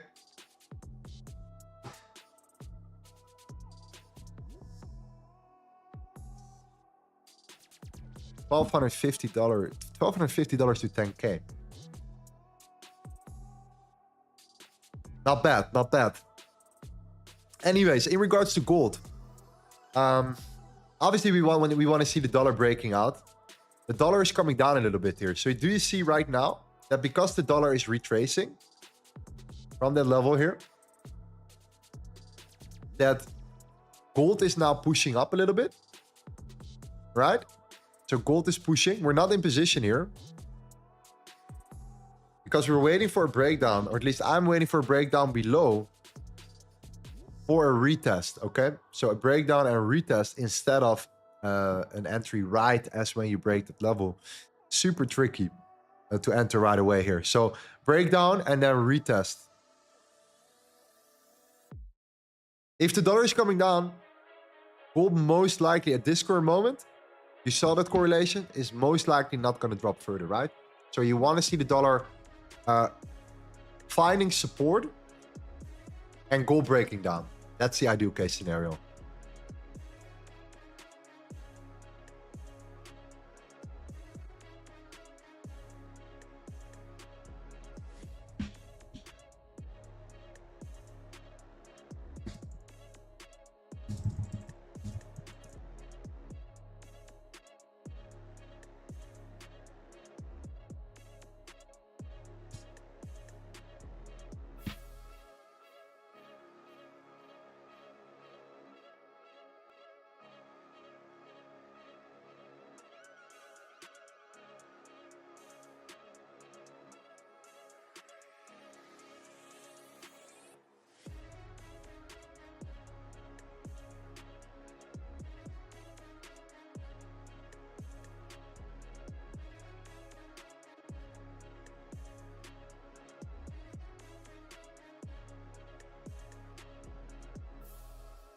Yeah, but you can see, right? By default, you guys can simply already see it right now. You can see how important these levels are, right? How price is holding above this level. There's a reason why we want to take shorts below this level.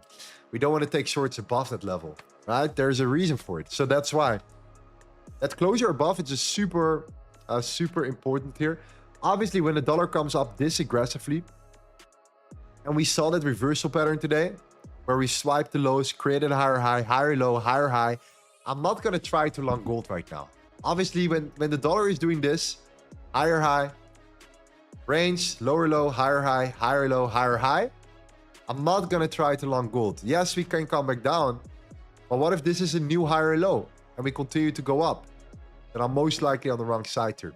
So that's why.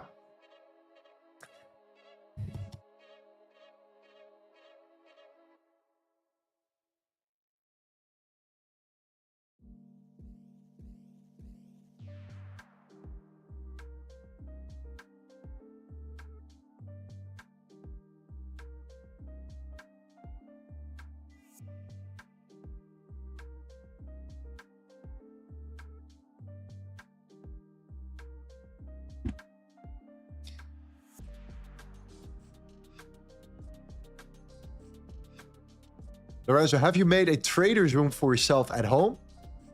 Yes, this is my trading room. This is my trading room.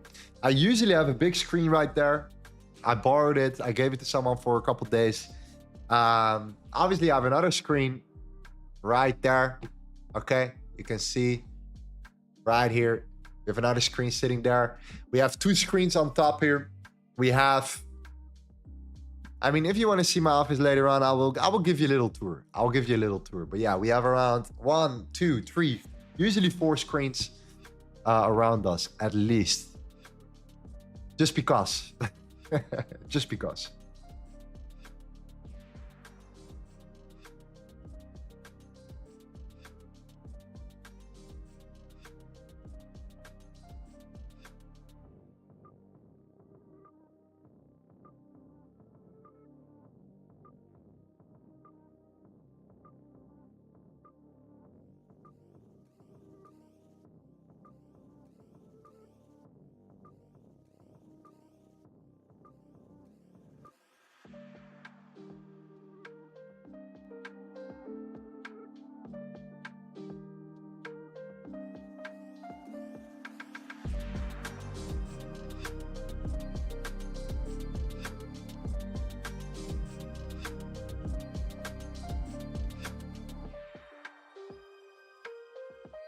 By the way, guys, I just realized that it has probably been around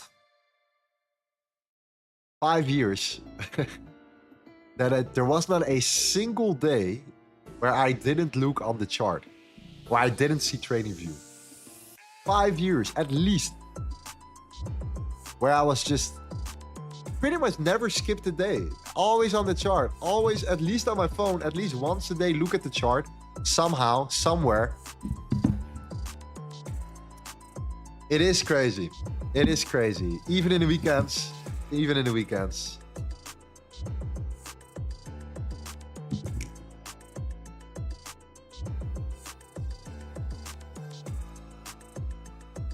Even in the weekends. Absolutely, man. Damn.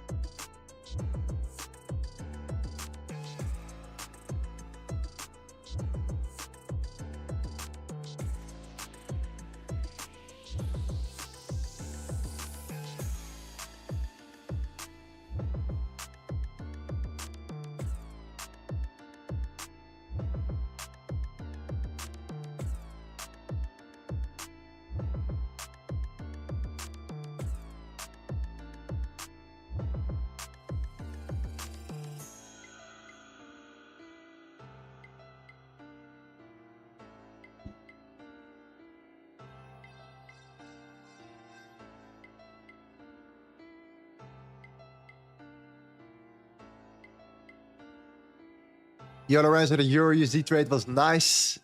Thank you, man. Yeah, it was a good trade. Textbook setup. Exactly what we were looking for. Yes, sir. That was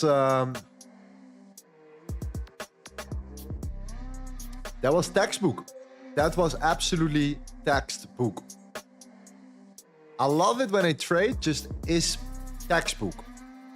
Right? It's an exact pattern that we trade. That is just the way it should be. That is the way it should be. That is the way it should be.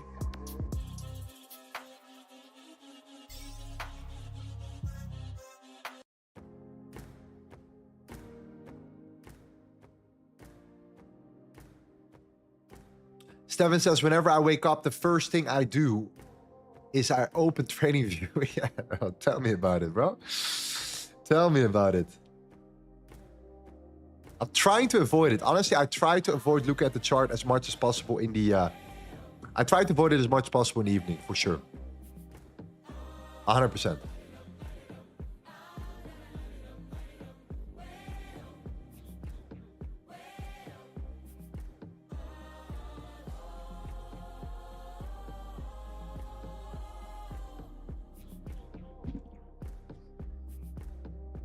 I really do. I really try to avoid it.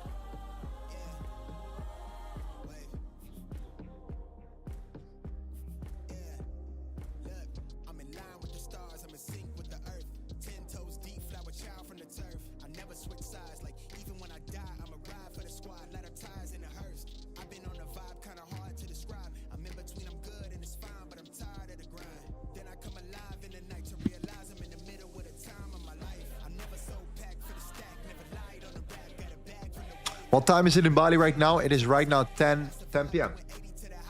Yeah. That's the only negative thing about, in my opinion, that's the only negative thing about living here in Bali. Everything else is perfect, but it's not, if you are a trader, then it is not the best. It's not the best time to be, it's not, that's why there are not many traders in Bali, because, you know, you have to make sure that you trade every single evening. If you trade every single day, or you're trying to look at the market every single day, then at least you have to wait until the New York session ends. So that's going to be at least, what, 1 a.m., 2 a.m.? You're pretty much trading every evening, right? You're pretty much trading in the evening. Now, the good part is that if you are more of an evening person, it's amazing. Like, you have to come to Asia to trade. Easy. If you are more of a morning person, you're going to have some issues here. I can guarantee you that. That's going to be tough. That's going to be tough. But anyways, what I like about Bali so much is because I live here, I can go to the gym. I can do all the things during the morning, during the afternoon, focus on whatever I need to focus on, and then simply just in the evening start trading here. Some people like it. Some people hate it. Some people trade first thing in the morning. Other people like to focus on themselves first.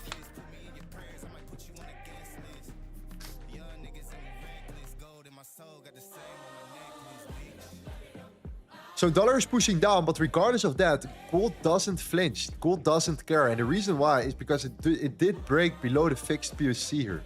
Okay? Gold did break down here. It actually closed below it. And it actually turned it into resistance. As you see right now, it turned that into resistance right here. So gold is weak. Gold is weak right now. It is the truth. Gold is weak.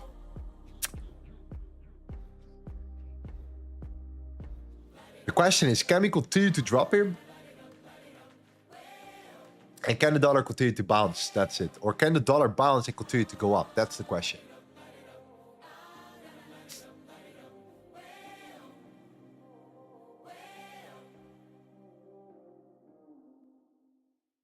What's your risk to reward ratio? Like I said before, I said it many times, 2 to 1. For example, we won that beautiful trade on the euro today. And because we did, that allows us right now to take 2 trades, lose 2 trades, and break even.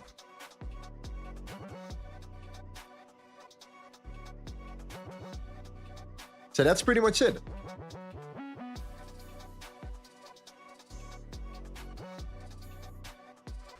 But yes, September, unfortunately, much less trading days. Less trading days, okay?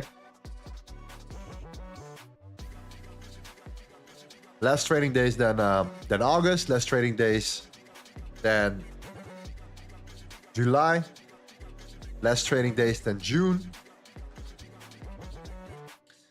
We're probably not even gonna reach the 15 trading days, so we'll see. We'll see.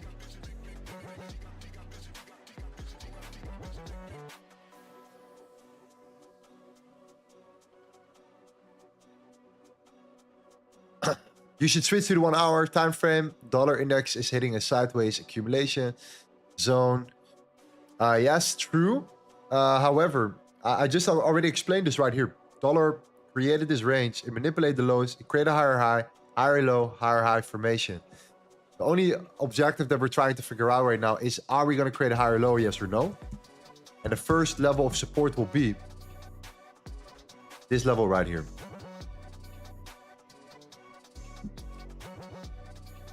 So if the dollar bounces, guess what's going to happen? Gold is going to close below. Gold is going to continue to break down if we do bounce. And the dollar finds support here and the dollar starts flipping bullish. Let's say, right? I'm not saying it's going to happen. But if the dollar flips bullish, then there is a big chance that gold will break below this fixed very low level.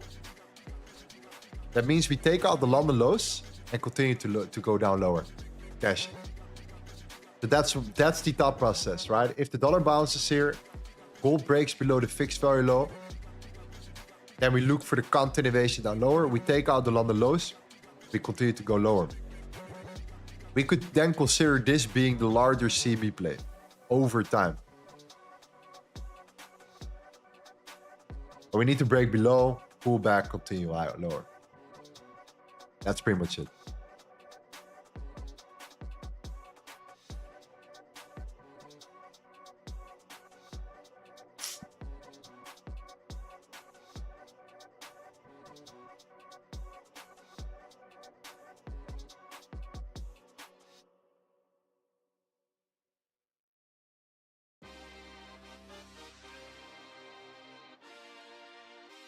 Can people believe still considering shorting gold when the dollar is so strong? Anything is possible, my friend. Anything is possible. And if gold breaks below this range, that is bad. That is bad for gold. All right? That is a bad confirmation for gold. A lot of people are going to try to fish for the bottom right now.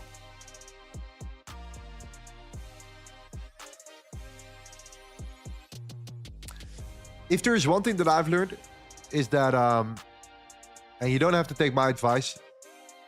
You really don't. You can really do whatever you think is better. But for example, let's say gold has been dropping, right? And they see this and they think, oh, gold has dropped so much already. So it's probably not going to down lower. It's stupid to sell below because look at how much gold has dropped here. I could say that from the other direction too. You know, especially commodities, gold can continue to dump, gold can continue to go up.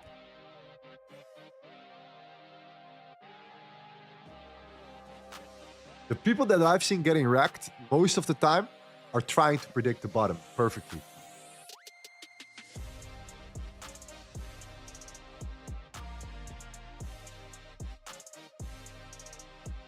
Darcy says gold now buy, no more sell. I'm really curious to your thought process. Like your just in general your thought process. I would love to know that, really. Let me know your reason, bro. What's your name? Darshana. Let me know. Can you break it down for me?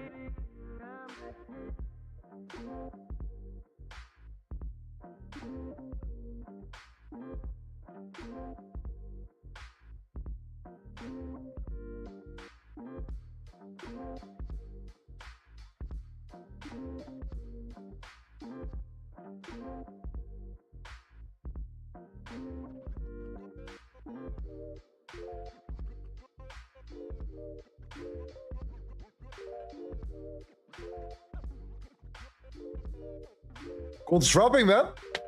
Dashana, gold is dropping. Let's see what happens. The fixed very low is strong support. I do agree with you. It is a strong area of support here. If somebody says buy now or sell now, at least in the chat, at least give some context. Like, why would anyone trust just random buy now or sell now? These are the people, right? That if gold will go up now, are going to say, you see, I was right. I was right. And if they're wrong, they're gone.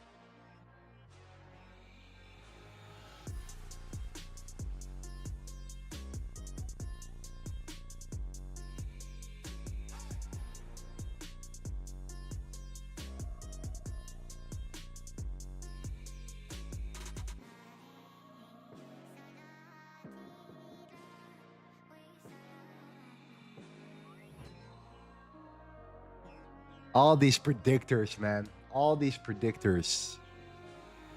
All these predictors.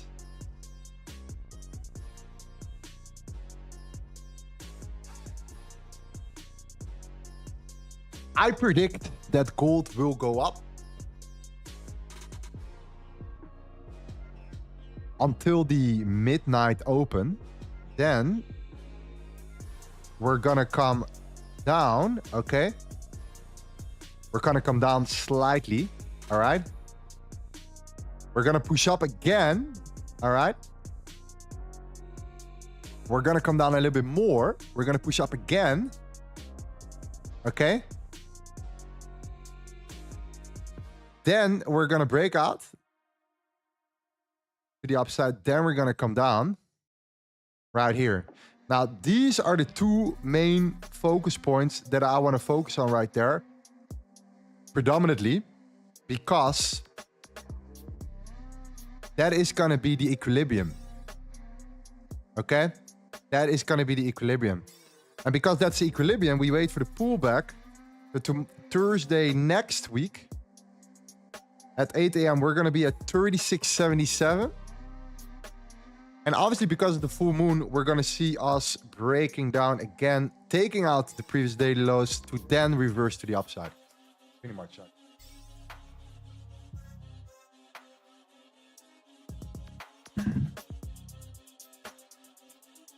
So yeah, I think that's going to happen with gold. Yeah.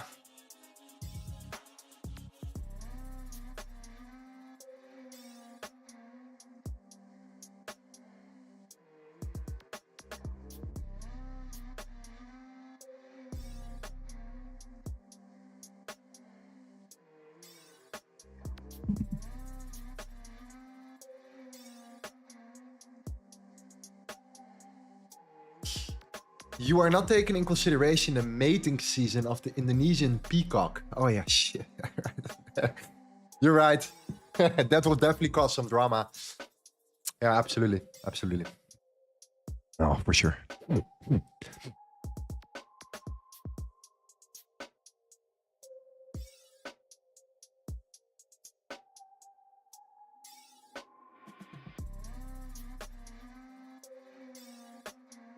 I think gold is breaking down here. For now. I think someone, the Shanna told us to buy at 36.42. Okay, I will mark it out, 36.42.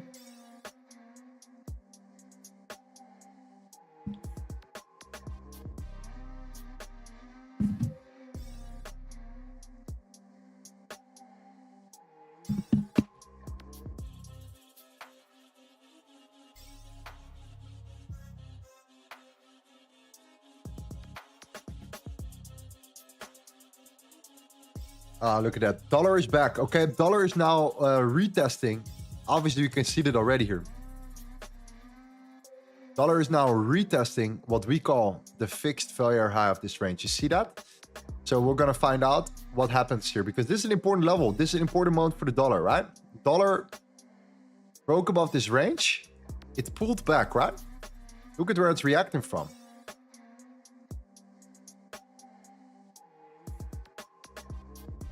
So I'm not saying the dollar will go up. I'm not saying the dollar cannot break down. It definitely could. But I can see the reaction here. And if we stay above this level, or at least above the POC here, but let's say we stay above this blue line and gold breaks down and closes and the dollar starts expanding, then there is a large chance that gold will continue, right? A bigger chance that gold will continue to drop here. So that's something that we are paying attention to. Right now, gold is breaking down. We have 5 minutes for the closure. Obviously, that's super important. And the dollar is at that area.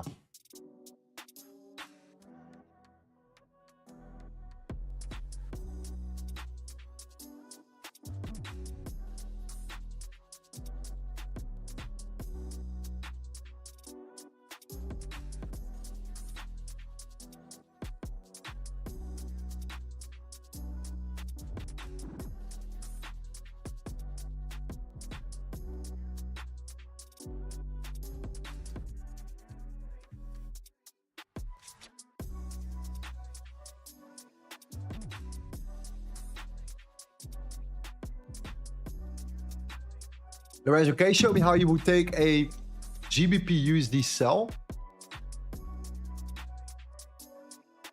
Yeah, let's go over. We can do that for sure, because if the dollar now bounces, let's say, we don't know if it's going to happen. But if the dollar bounces, then what I always do with any chart, okay? We took this. Let's say we took the Euro USD. Let's take the Euro USD here. Now let's take British pound against US dollar. Okay, let's do it.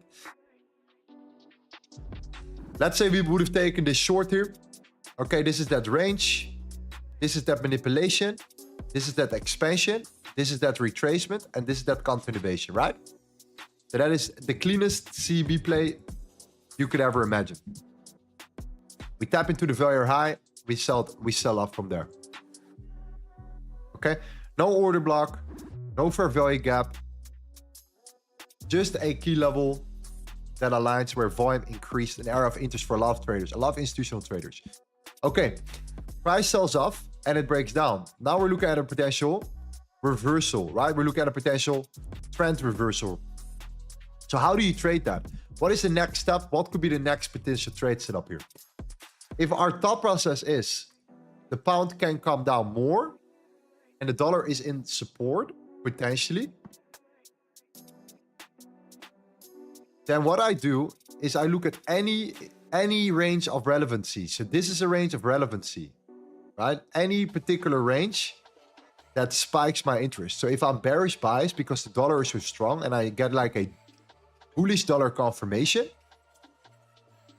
then I would look at any range and I would mark out any previous range that happened previously in the trend itself here. So for example,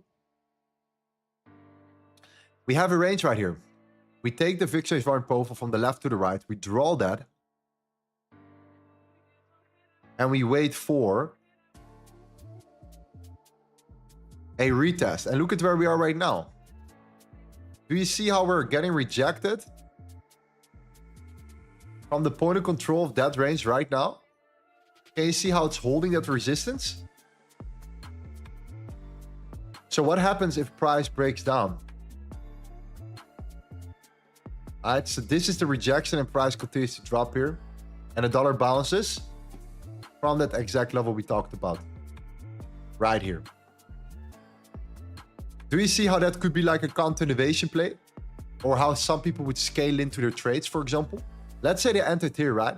And they want to scale in and they have a larger view of the market and they think the price is going to drop more. And that is one of those better add-ons, for example, or that is how I would look for multiple trade setups.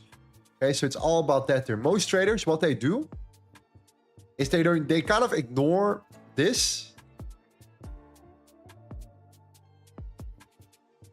and they just focus. Their only focus is pretty much on, you know, all the new supply zones that are created here or there, right? So they only focus on what's happening now, but never really on what happened in the past here. So they don't look at ranges. They don't look at structure right here, or right here, right? So this is why, for example, a lot of people would focus on the trader. Now, why is it that we got rejected right here? Okay, there is no fair value gap. The fair value gap was here. So what do? People wait for the fair value gap to be filled, right?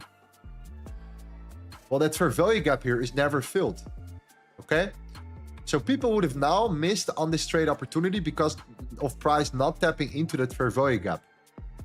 What we would do instead of looking at that fair value gap, we would simply be looking at any previous range that has been created, and we would mark out our key levels for further confirmation. Okay, that's it. This is what I call the real support and resistance. And this is why volume is king. So I hope that answers your question, my friend.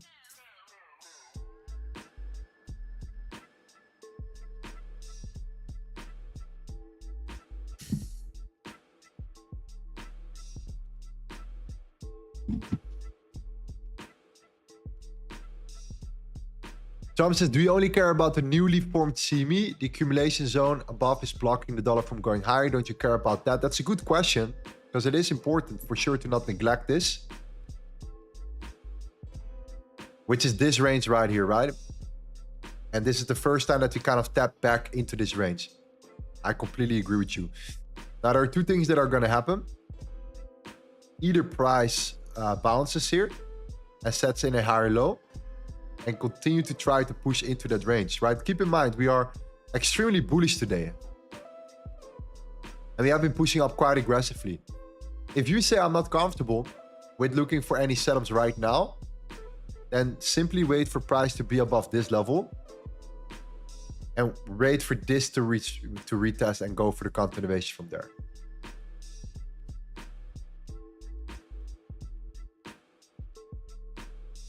Just wait for the breakout. Wait for the push. Wait for the breakout.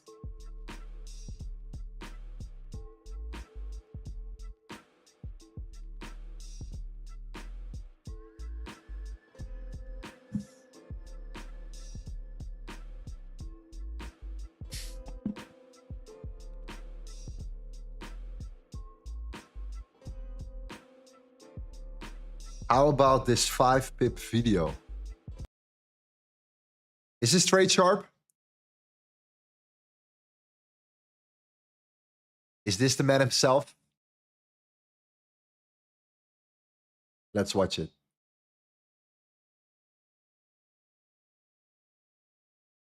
Watch what happens next on this trade. There we go. We even get the 1 minute close above as well. So let's see. Stop loss is below this 15. Sweet. Gonna move stops here to break even, make this risk-free trade. I repeat this. See if we can get a little bit more out of her. So stops are at break even. Keep in mind here, guys. All right, that's tap for me. I took that there. I'm out. So yeah, good trade for me. Watch what happens next on this trade. Okay, it's just a win. W. I mean, like, I know Trade Sharp, man. I know him. I like this guy. I'm gonna bash this guy. I like this guy. I like his streams. London session. Yeah. The better ones out there, in my opinion, to be honest. This guy I've been in the stream for years, similar to me.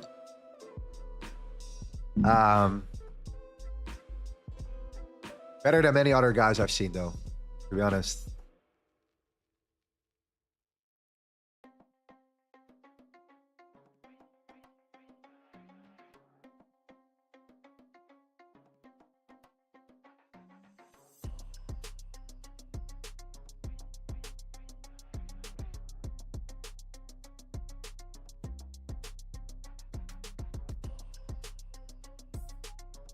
I don't really understand the strategy though. Like I actually am very curious to understand it. I don't really know about his strategy and approach. What exactly he is looking for. It has something to do with these gaps, right? Not fair value gaps, but just in general. Maybe someone can explain me what his strategy actually is about. I actually need to know. Yeah, I'm just curious. I'm always curious to someone's like thought process, regardless.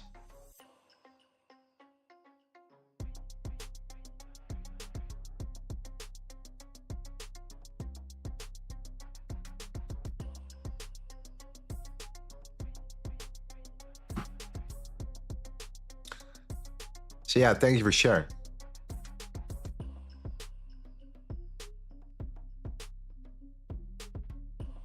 He marks out resistance and support levels to trade the continuation. Okay.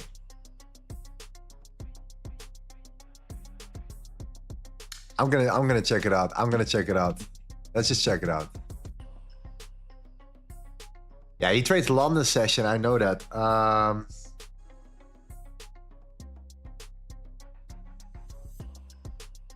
Buying areas and giving us LTAs to be able to buy up as we go into the rest of the month and into next month. So this is more of just people profit taking after the news, a little bit of the hype trade. I don't like this 5-minute consolidation drop, 5-minute consolidation potential drop.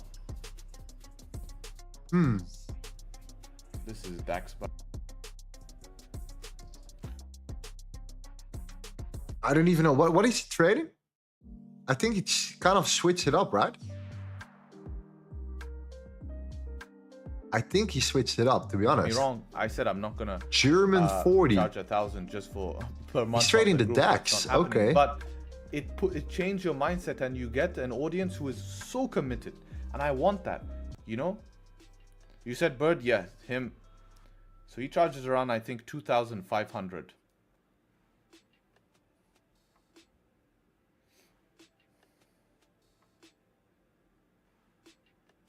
So that natural thing will be one time. No, not a month. It's a one time. interesting. I need to see what this guy's what this guy's up to. And I mean, obviously he has been extremely like consistent regardless with streaming. which you should always appreciate of someone. Because it's free juice. It is free juice. People tend to forget that people are here on stream giving you free juice. You have to understand that someone is willing to take his time to give you free juice. And yes, you can join his VIP. You can join his Telegram. You can join if you want to learn. But you can also not. And you can also just watch that shit for free. So that's good.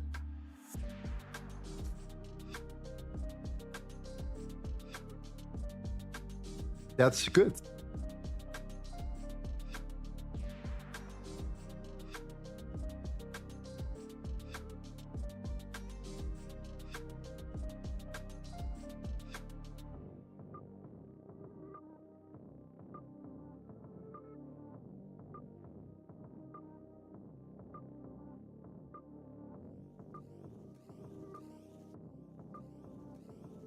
Dollar holding that support for now. Gold holding the fixed very low for now.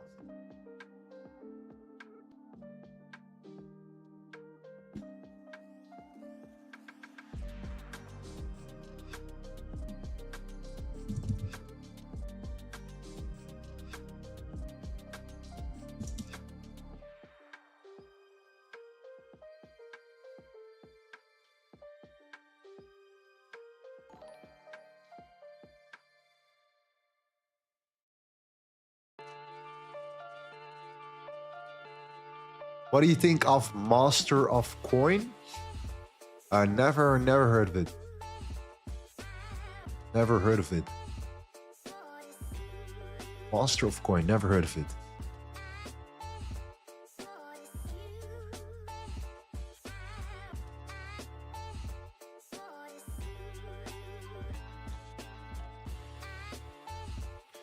Do you know Trader Nick? Yes, sir. Fundamentals, right? Fundamentals.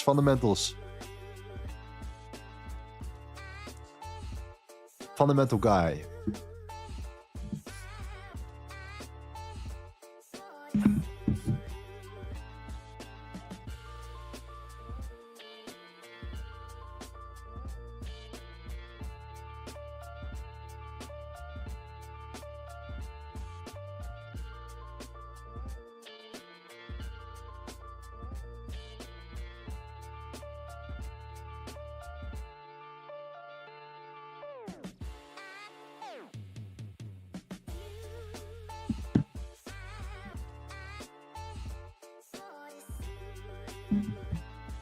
You should try out his software.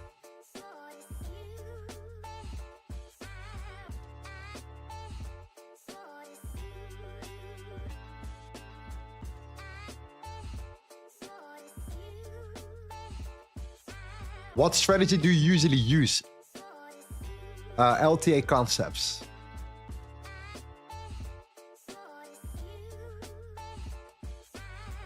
LTA concepts. Some guy created it years ago. It's legendary. I don't know. LTA concepts, it's called. Just try it out.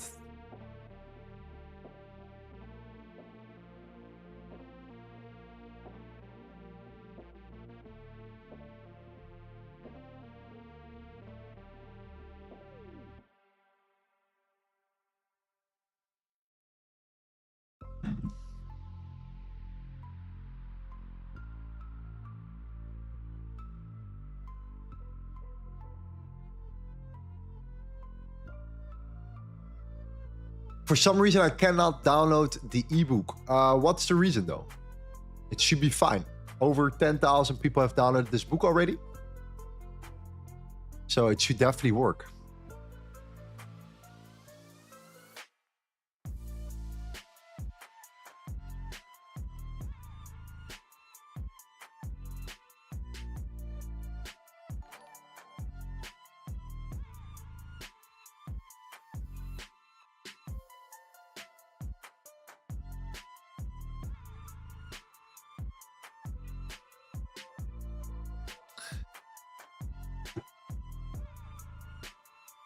Do you know Aaron Trades? He's also a gold killer. Aaron Trades, I know for sure. Yeah, he's in Bali, I think. He's from Bali, right? He is in Bali, if I'm correct, not mistaken.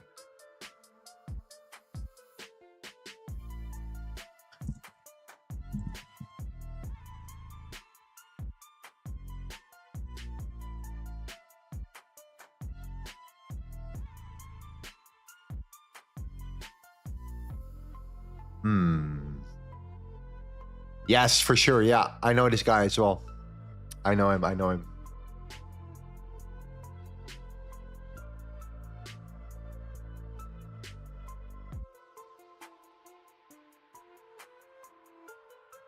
Juice.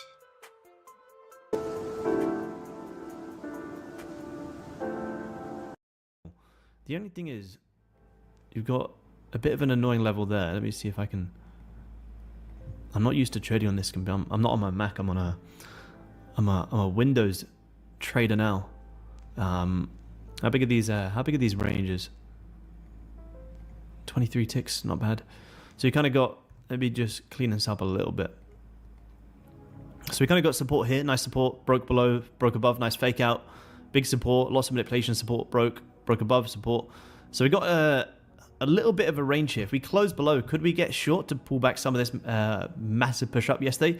I mean, maybe. How much should we, you know, even, not that I think we're going to have a leg higher, but yeah, we haven't even pulled back 50% of this move yet. So, yeah, we'll see. Yeah, I had that 4 hour close. 4 hour just closed very, very, very bearish. Very bearish on gold. And this has just closed as well. The thing is, you close bearish right at support. Like, look at this, huge support. And you're instantly grabbing the low. So, yeah, potential pre-London longs here, guys. This was 1 month ago. I forgot it. I thought it was today. Potential pre-London longs. Yeah, the 4 hour, yeah, the futures and currency is completely different. Personally, I like to go off the currency.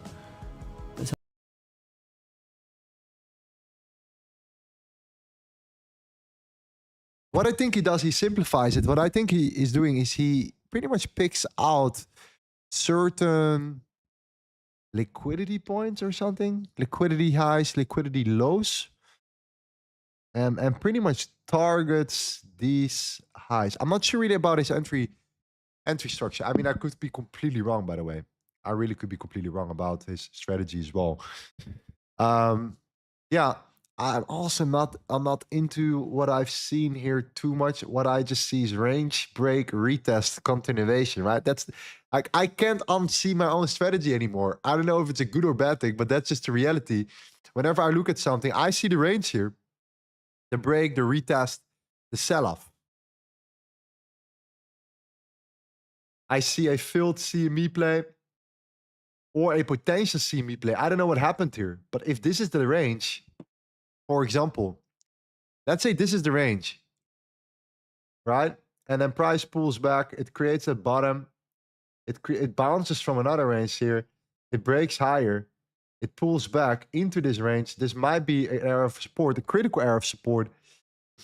And then if you do break higher, you have a continuation play right here, right? That will be like an entry right there. I'll be looking at. So for me, it's so hard to see someone's thought process and just look at how he sees the market. And for me, just understand it, because it's so hard to not see what I see. You know what I mean? Yeah, that's interesting for sure. Let's have a look at my future chart here. Yeah, I like to go off the currency.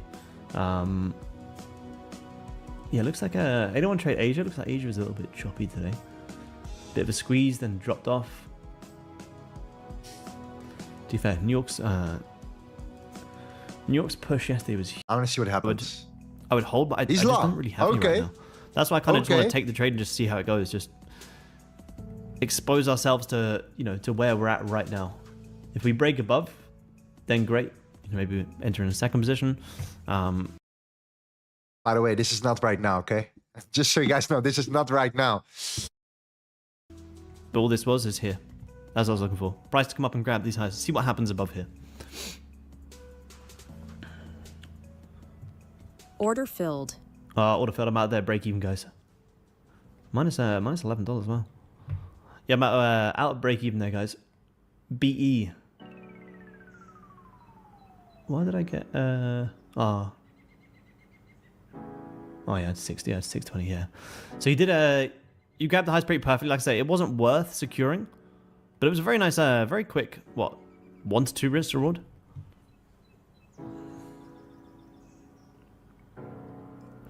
Scalp 200. Yeah, nice.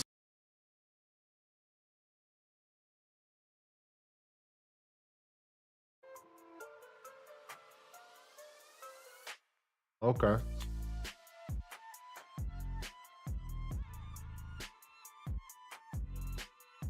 TGR made 437k trading the Fomc yesterday. Crazy stuff. Can you review his recap, please?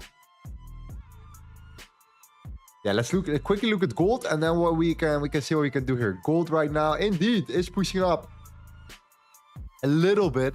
Okay. The Danisha. Hey man, you're a wizard, bro. You're a freaking wizard.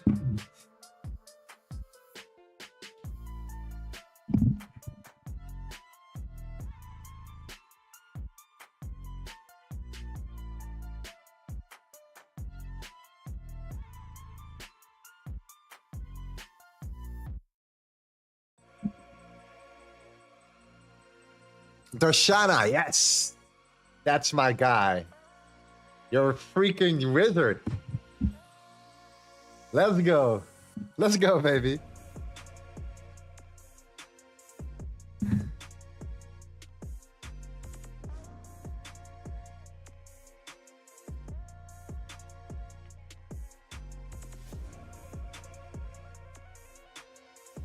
Lorenzo, do you only trade New York or you also trade the other trading sessions? I also trade other trading sessions, of course. Like, we have a full-on group that trades during London, during New York session here. We have our Telegram. We are constantly sharing setups in there. So the moment you wake up, imagine this, okay? Imagine this. You wake up, you go to the Golds and Metals chat. You already have the analysis right away in front of your own eyes because you see the exact setup people are looking for. They mark out their scenarios, okay? It's all about marking out their scenarios. They then enter the position and you can learn along the way, right? You understand exactly what these guys are doing and how they also enter a position here. So this is why I'm just keep repeating it over and over again. Rapid feedback loop, okay? Super important. Super important. Nice one, by the way. You need that rapid feedback loop. You need to wake up, look at Telegram. You need to go through the setups here. Obviously, we are all on the same page. We're all training the exact same way, so it's not random. You look at it, you say, okay, boom. I like this, I like that, I like that. That's what I'm gonna mark out on my chart, and I'm gonna either learn from it and not take the trade, or I like the trade and I might take it too. But again, with purpose, with the understanding of I'm here to learn. I'm here to learn. I'm here to improve. That is the reality here. So why are you not in our Telegram yet, my God? It's that simple. It's very simple. You click on this link right here in our description. You get into our Telegram by clicking on this link right there.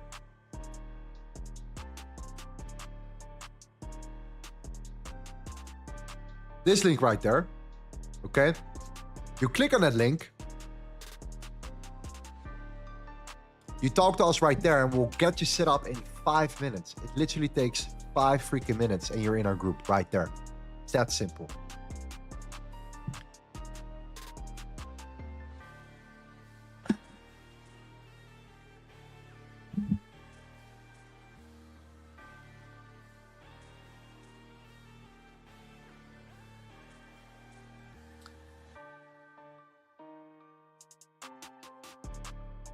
Whoa.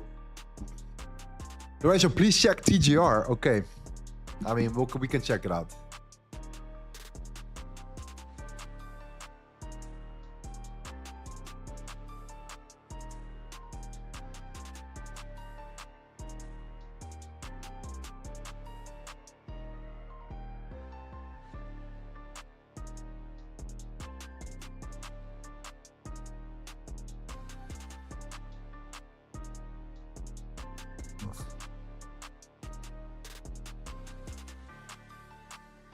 Why is this Indonesian, by the way?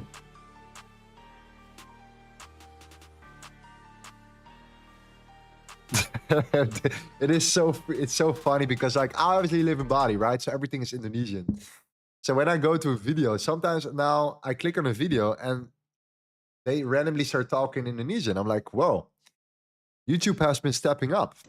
Hai teman-teman, beginilah cara saya menghasilkan $427.000 dari perdagangan harian Fomc. Okay. Anyways, yeah, let's check it out. Today.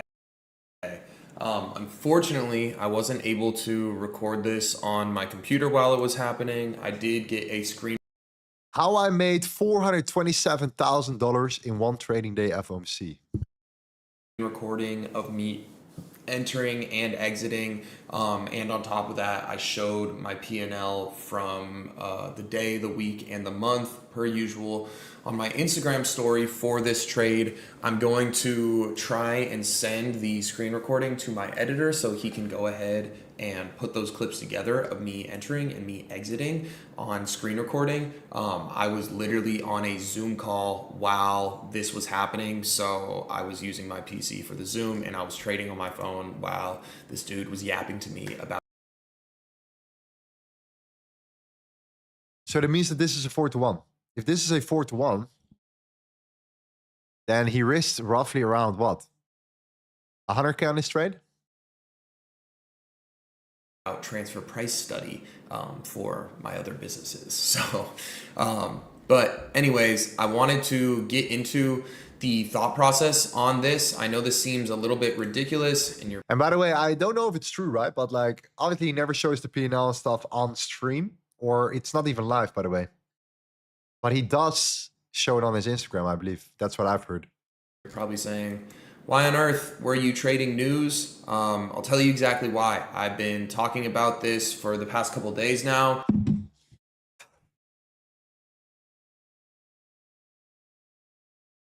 Who sees the setup?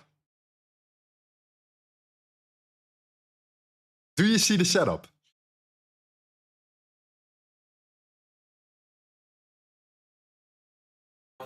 We had a big news event that was coming out today, FOMC. We were expecting rate cuts for pretty much the past week and a half, really. We see that last week was very bullish. The first half of this week was very bullish. And I, being the logical person that I'm in, I see how bullish we are, and I know that FOMC is coming up. And I know that pretty much everyone and their mother was predicting that we were going to get a rate cut of 25 bips. Okay, so with that in mind, everyone's buying the market up. There's leverage longs going down.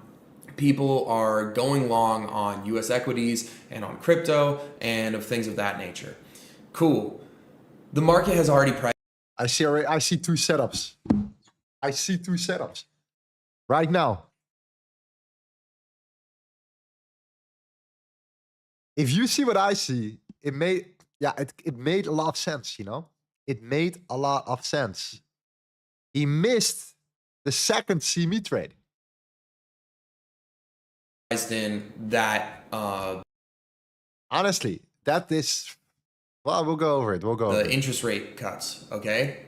So when we have a rumor like this, it is more often than not, you buy the rumor and you sell the news. Not literally, well, I mean, for me, literally, I sold the news, but it's what happens on the chart. So we look at when the rumor started, rate cuts, right around down here, boom, oh my gosh, we're going to get rate cuts. Bullish, bullish, bullish, bullish, bullish. Interest rates are going to go down. It's bullish for the markets. Awesome, cool. Everybody's buying it up. And then when the news event, he has a point though. Actually comes out, what happens? Price ends up dumping. And it was super short term, but I was able to capitalize on this. Why? By using the same technical analysis that I use on a daily basis, just a little bit more aggressive.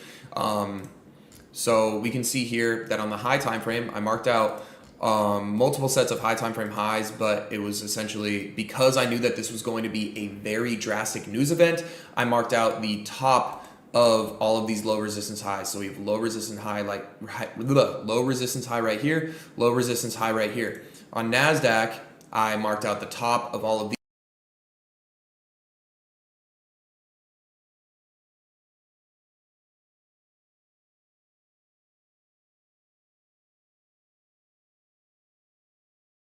these low resistance highs. We have low resistance high right here, low resistance high right here, and low resistance high right here. Sorry, Liam. My microphone. Shout out to you though. Saw your message in the chat. You're off for today. 3 wins. Congratulations. Here. Once I saw that the S&P 500 immediately came up and took out these low resistance highs, and then the second that I saw this massive wick right here, I was like, okay, this is a great sign. We took out high time frame highs because, again, when news data like this, when super impactful and or just big news data, and this was like one of the most anticipated news data drops of like at least this year. Not saying that it's going to be that drastic of a move, but there was ridiculous amounts of people making bets on it in prediction markets. Understanding these things helped me make this decision where, one, there was a lot of people who were wanting to go long, who were super bullish on this news event. Okay, similar to when whatever Elon Musk was going. We pretty much said the same thing yesterday, right? We said the dollar, everyone is bearish on the dollar. Everyone thinks the dollar is going to drop further down. What happens? Price comes down initially, reverses. It's now creating higher highs, higher lows. So it is true that throughout like major news events, like the interest rate decision or something that has a major or could have a major impact on the market, and there is a build up towards that, this is where most reversals take place by default. Percentage-wise, data-wise, that is where the most reversals are coming from. On SNL on when Doge was like super close to $1, they were like, holy shit, we got to pump it up because once he gets on SNL, he's going to talk about Dogecoin. And then what happened? He didn't talk about Dogecoin. Buy the rumor, sell the news. It's the same shit with this. Okay, so the S&P 500 comes up and we sweep out these highs. Okay, I was expecting there to be a bearish SMT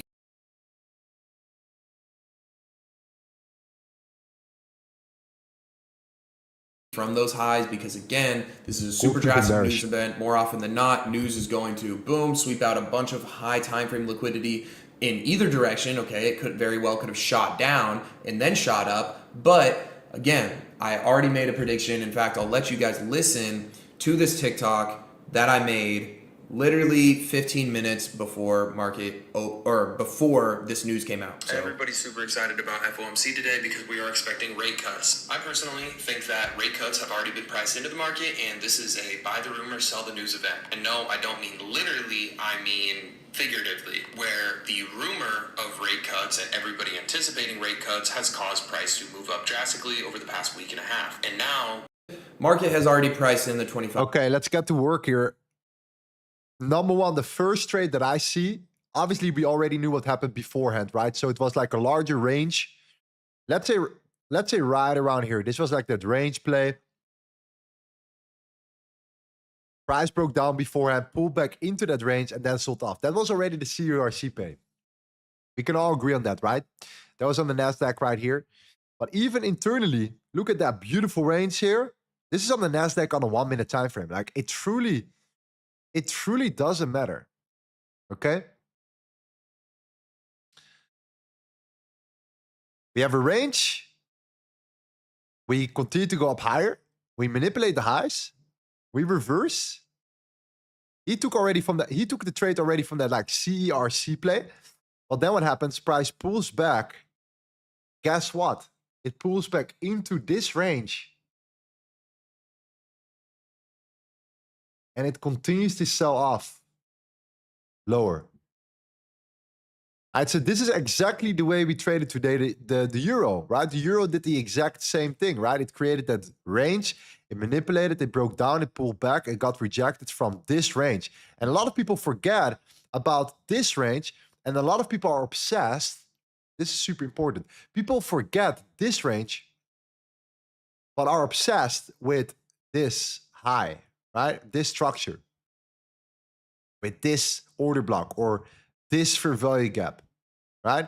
Something in that manner here. So that range will, in my opinion, always give you the right level regardless. Like 9 out of 10 times, if you see a play like this here, using the volume profile and draw it over this range will in 9 out of 10 times give you the best confirmations regardless.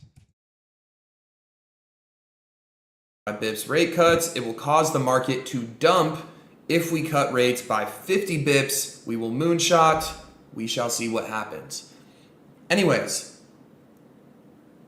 I was going off of what I had been saying throughout this entire week. This was as expected. This, in my eyes, was a solid trade. I risked a good amount on this, and in turn, I was able to make a very good amount on this back.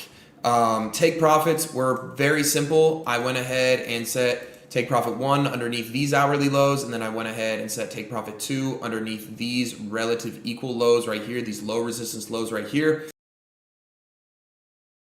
Do you see the setup? I'm not saying that you should have taken that trade, but do you see the setup?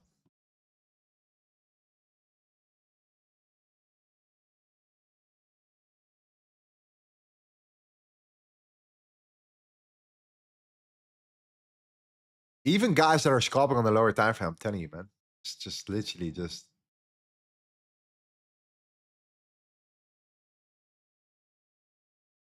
That's going to be the fix for a high, I can guarantee you.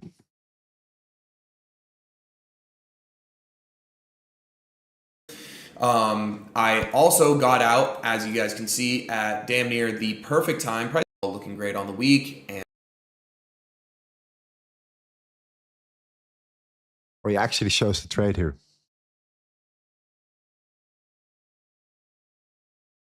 That's actually really smart. Just screen record it. That's actually smart.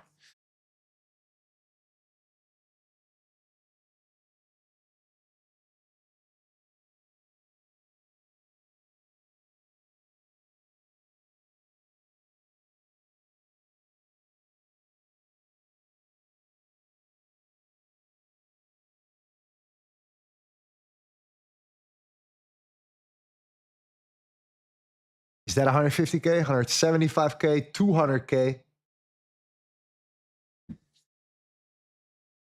Conclusion.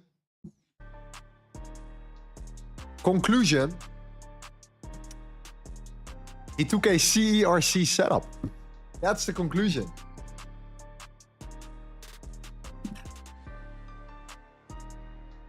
Rinse and repeat. Rinse and repeat.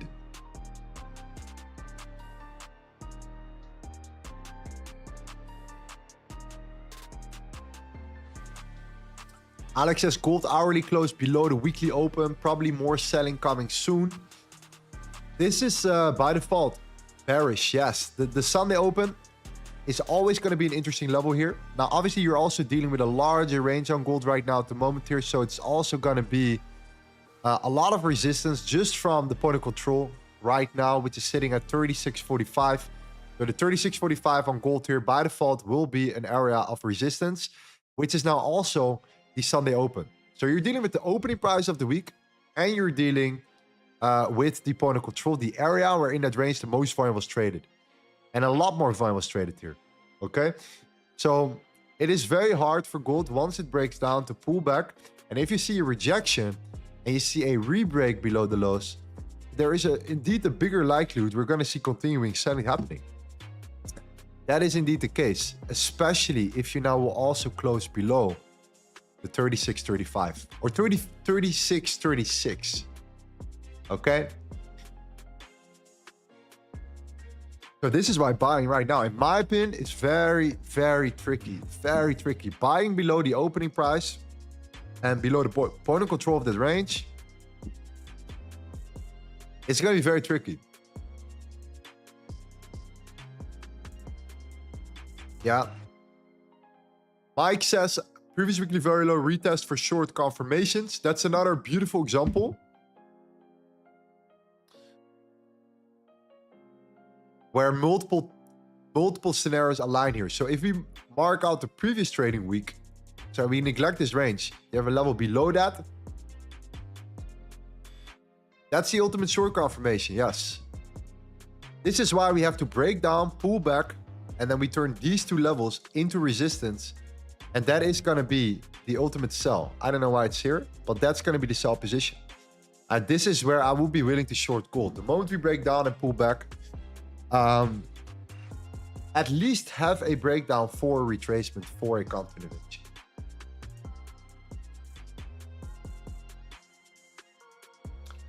Oh, that makes sense. So yeah, that's why. No buys for me for now. Whenever we are in a macro uptrend, right? We are trending up aggressively on gold. I'm always going to be careful. I'm always going to lower my risk on any short positions, especially because of the higher time frame trend on gold right now at the moment. It is very strong. But if we do break below here, there is just a larger chance we will indeed be pushing back towards this range. And we will come back for a potential retest now that we're breaking below this range right here.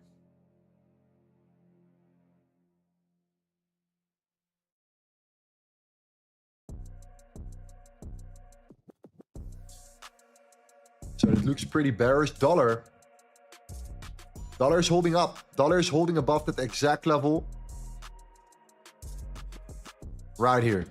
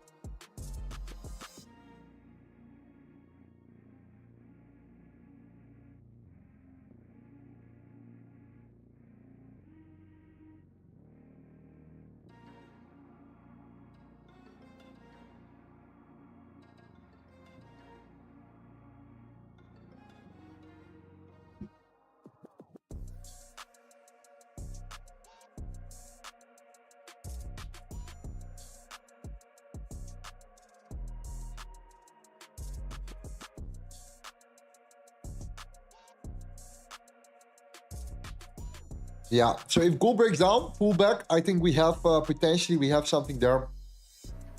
So that's something that I will be looking at regardless. On our upstream, by the way, if we range, we retrace, we break down this range, we turn that range into resistance. It is pretty much the same exact shit as we talked about just now with TJR, where he looked at the he looks at a 1 minute time frame. In this case, it's the 50-minute time frame. It's pretty much the same concept, but you need to break down. You need to turn that into resistance. And then, yeah, we can easily start looking for continuation plays towards the downside right there.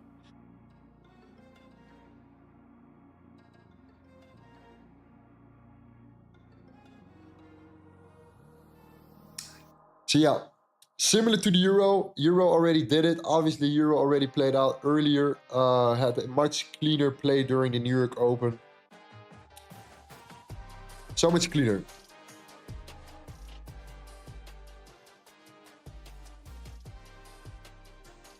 But gold can definitely follow up based on what the current structure is telling us, but especially if you break down here and lose this level, 36.35.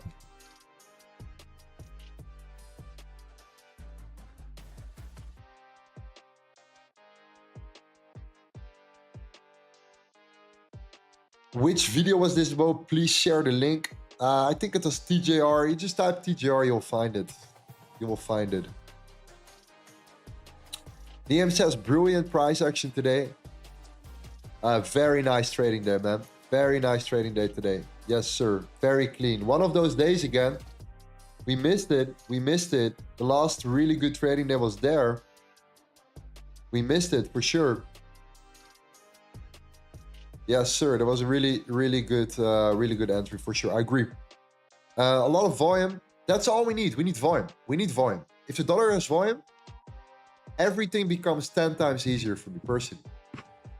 10 times easier. That's where the big money is made, right? All that in between stuff is great, but you're gonna always have a couple of these trading days where there is just volume, right? Price is moving and reacting right here perfectly. Hello, Lorenzo. Have you tried this LTA strategy on the 1 minute for 1 to 2 scalps? And if yes, how profitable was it? Honestly, bro, to be real honest with you, I haven't. I haven't tried it on the 1 minute. So you should try it out. I don't know. I mean, logically speaking, if the 50-minute aligns, right? And you go to the 1 minute, then everything here internally could probably lead you into multiple setups, right? So let's say this is the 50-minute time frame. Then what you're gonna find internally, like let's say this is our whole trade of today, right? Euro USD short. We entered here, stop loss was there, and we take profit there. Now let's say that instead of taking that trade, we would between here and between here, we would look on the 1 minute time frame for entries. I would simply look at this range, right? I would simply look at a range. Well, what do we see here? Range, break, retest. I'm not sure if you tap into a level here that aligns. I'm not sure. Not really. Okay. Right here, range. Range. Right here, range, break, retest. Will this level align here?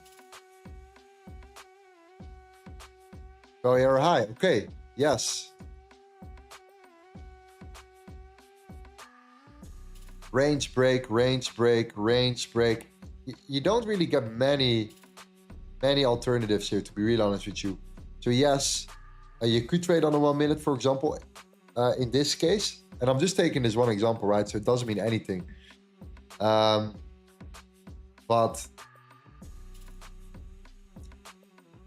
not necessarily. I think the 50-minute is fine if there is volume, especially in Q4. You will see it a lot. We're going to see a lot of volume. We'll probably be able to just constantly look at setups all the time on the 50-minute time frame.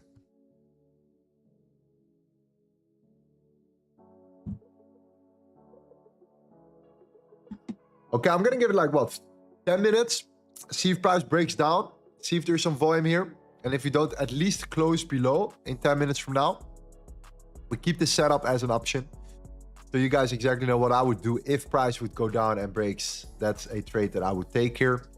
And obviously that's a trade that I would share in my Telegram as well, if this actually plays out.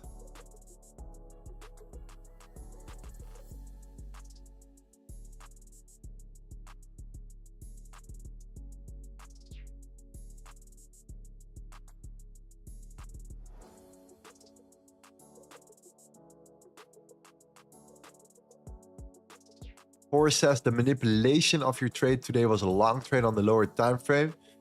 On the euro, you mean?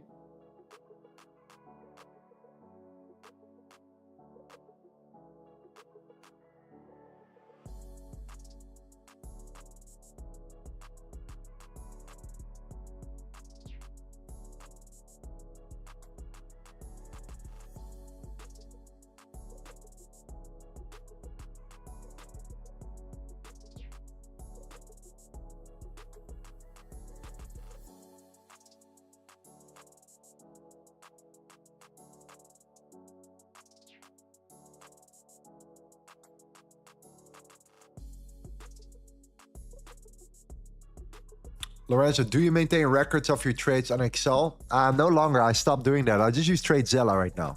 TradeZella is so easy. I pretty much with TradeZella, I never really have to think anymore. I can just do this right here.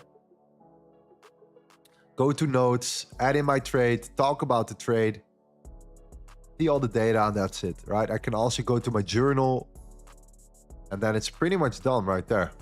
So, you know, that's pretty much it from that standpoint.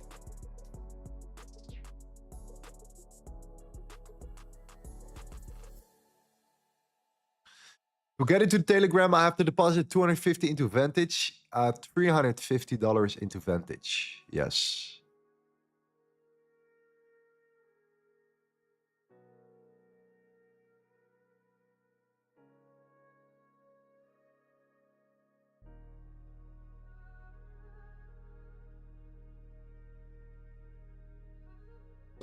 Aside that, I still use the LTA spreadsheet.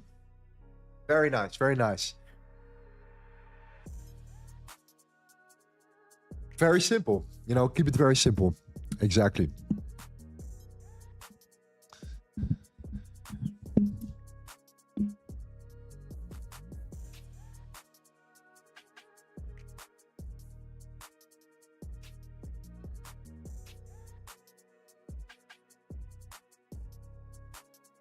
Are you going to short gold? Only when it breaks below this level and pulls back into that level and rejects. All right, we call that the break and retest confirmation. All right, not the breakout chaser. The break and retest confirmation is what I will be looking at here. Okay, why is that the case here? I'm gonna explain it one more time, then I'm gonna go. We have this range right here. We broke out to the upside. We clearly manipulated during the FOMC. We broke down. We came back up. We sold off. We came back. We sold off. We're now dealing with this range. All right. Previously, we saw that we held support right at the fixed value area low. Okay. You don't know what this is. Obviously, this has to do with volume. We use a volume analysis tool to measure what happened in that range. That's why we're holding here. We're holding there. So that means if we would lose this level, I'm bearish biased. And I will look for potential continuation plays. So any break and retest around the 36.35 or maybe even the 36.31, I would look for a short entry, simply putting my stop loss above the larger range. Aggressive would be a little bit above the smaller range. And if I would have more of an aggressive stop loss, I would do something like that too. Then I target a 2-to-1, which will then take us back toward this smaller range right there, fill up that gap in between, and that will be the TP right here. So that's why a breakdown, retest, continuation.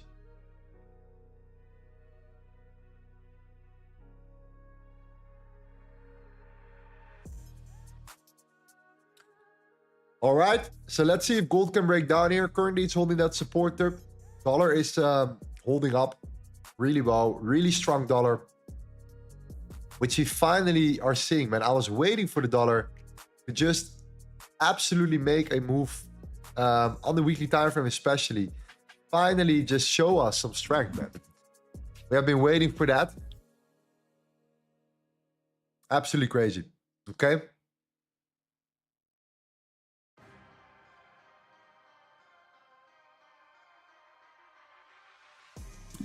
Okay, guys. I think that's it for today, right? You guys know what the setup is. For me personally, really good trading day today. I think for many RFLs in our group as well. Incredible trading day today. A lot of wins, a lot of wins, a lot of wins. Post FOMC. If you think, yo, I want to learn more, I want to learn more, I want to learn more, I want to take trades outside of the streams. First thing I want you to do is to download the ebook. Okay, it's for free first. I want you to understand the exact strategy, at least from a basic framework. I want you to really understand what we're doing here and why I'm here on the stream, regardless, on a Tuesday, Wednesday, Thursday at 8 a.m. EST.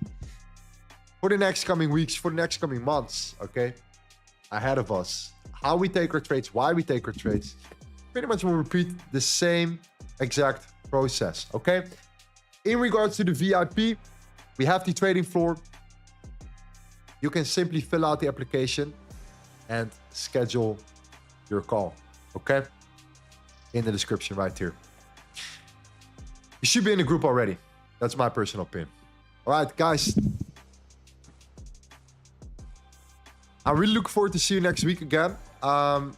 We have been waiting for We truly have been waiting for the FOMC to kind of get, you know, to just make it happen, for the dollar to come back, to reverse, to show some volume. And then just get started right here. Okay? Xau says, I am from India. How can I join your VIP? You go here, my friend. You click on more. You click on apply to get access to the LTA VIP community. Get access to the X Limitless indicators.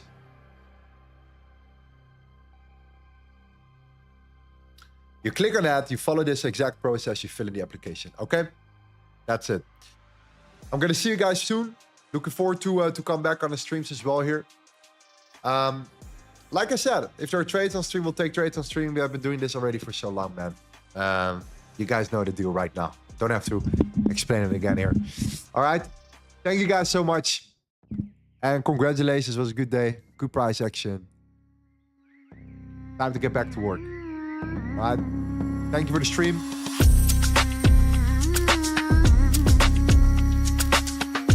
See you next week. Ciao, ciao.